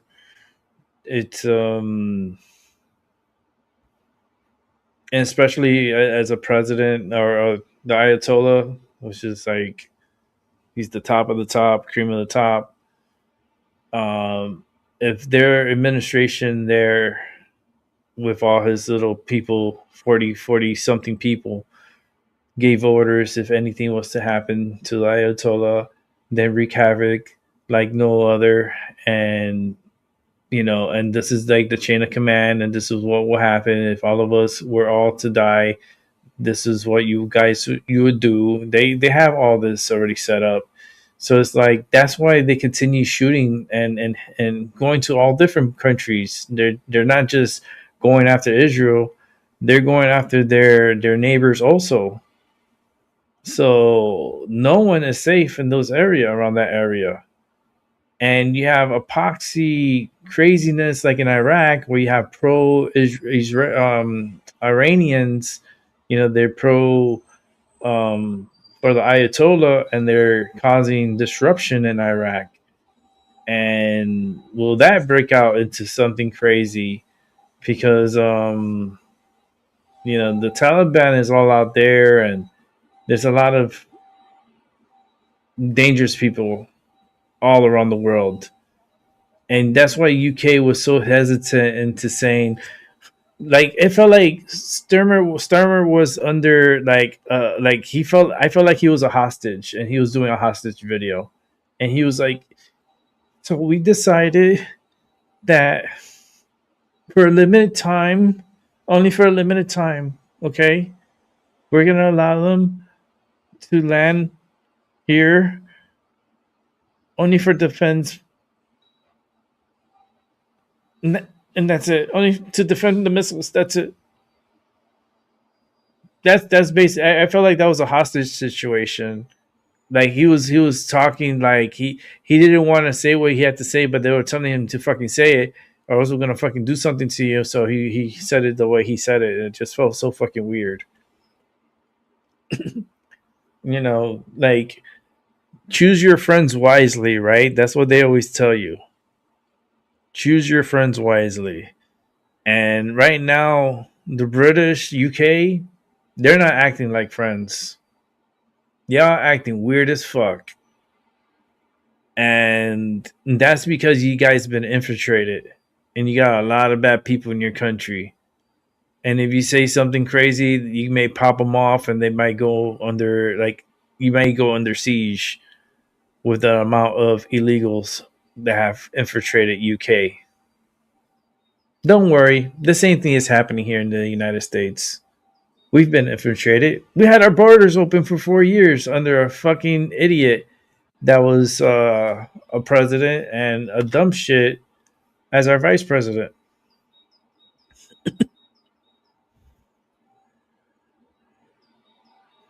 So I know a lot of these motherfuckers are here. They're all over. They're all over here. They're all over in our country.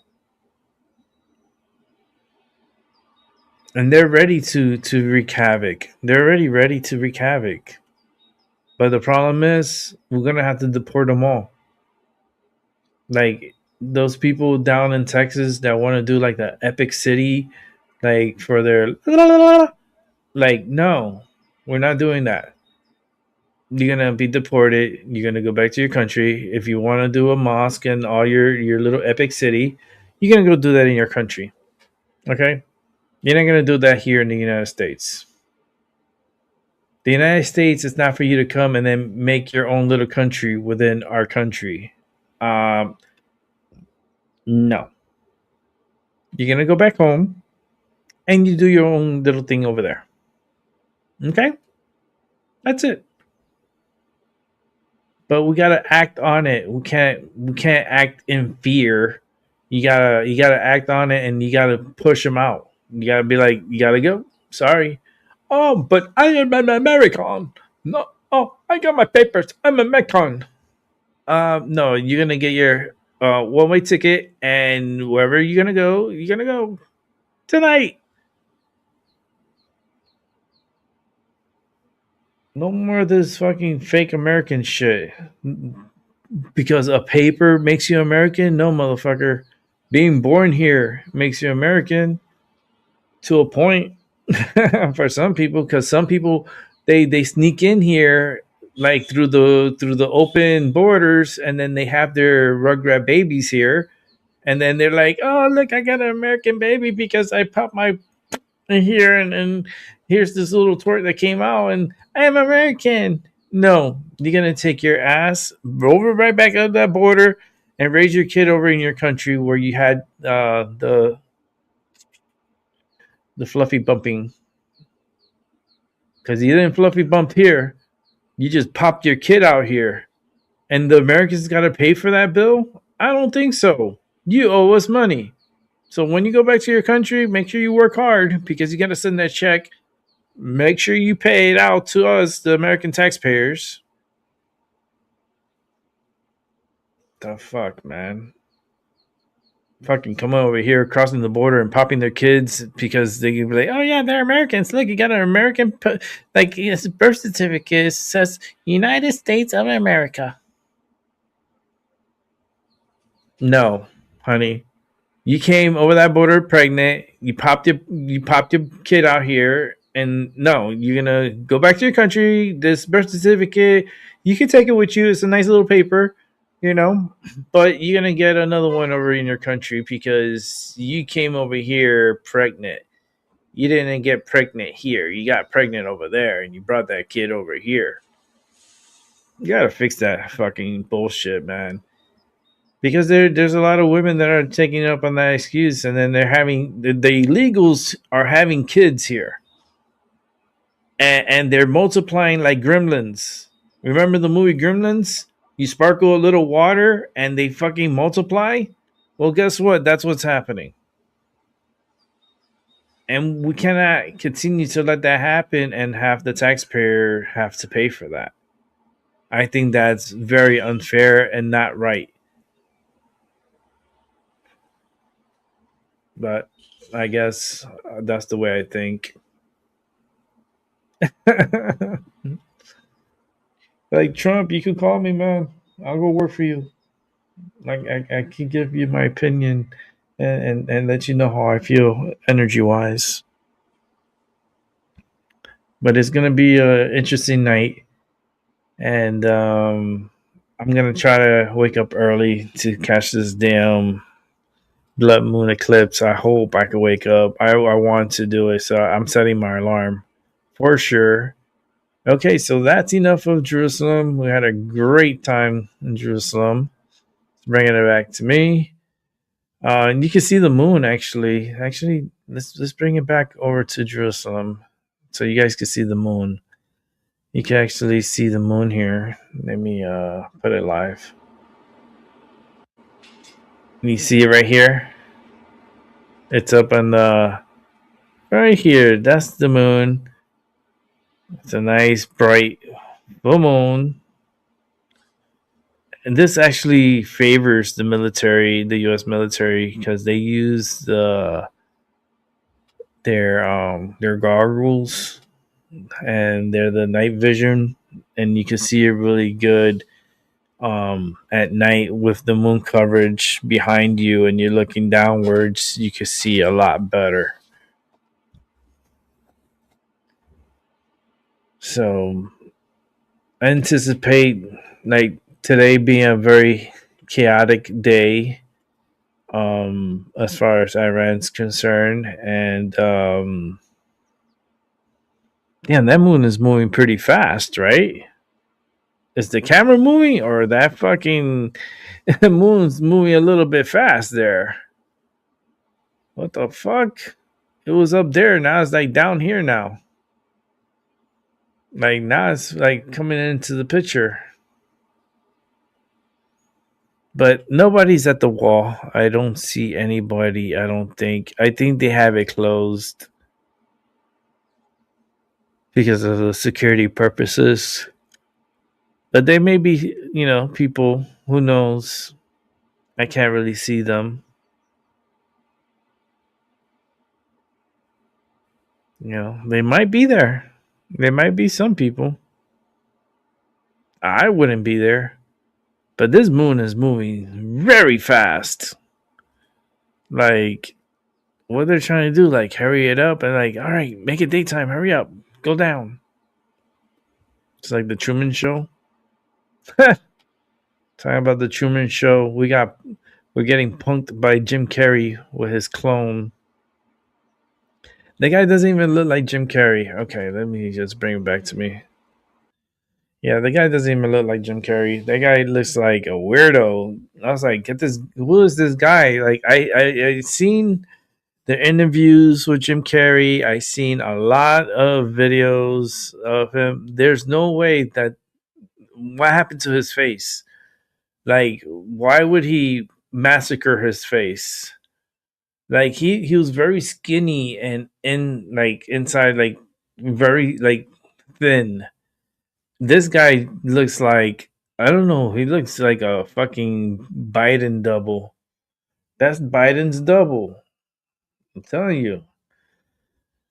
All right, guys, I'm gonna wrap it up because I'm gonna get to bed early. At least get a half an hour jump start into my sleep because I'm gonna try to take some pictures of this damn moon and try to get at 3:33. So we'll see. All right, guys, I'm out. Have a good night. Well, good morning, good afternoon, and a good night. And I'll catch you on the flip side. I'll definitely be back on here tomorrow around 7:30ish. We'll see how I feel. Depending on what happens during the day, I'll come on early. If not, I come on the regular time between 7:30. So with that said, have a good night, and I'll see y'all tomorrow.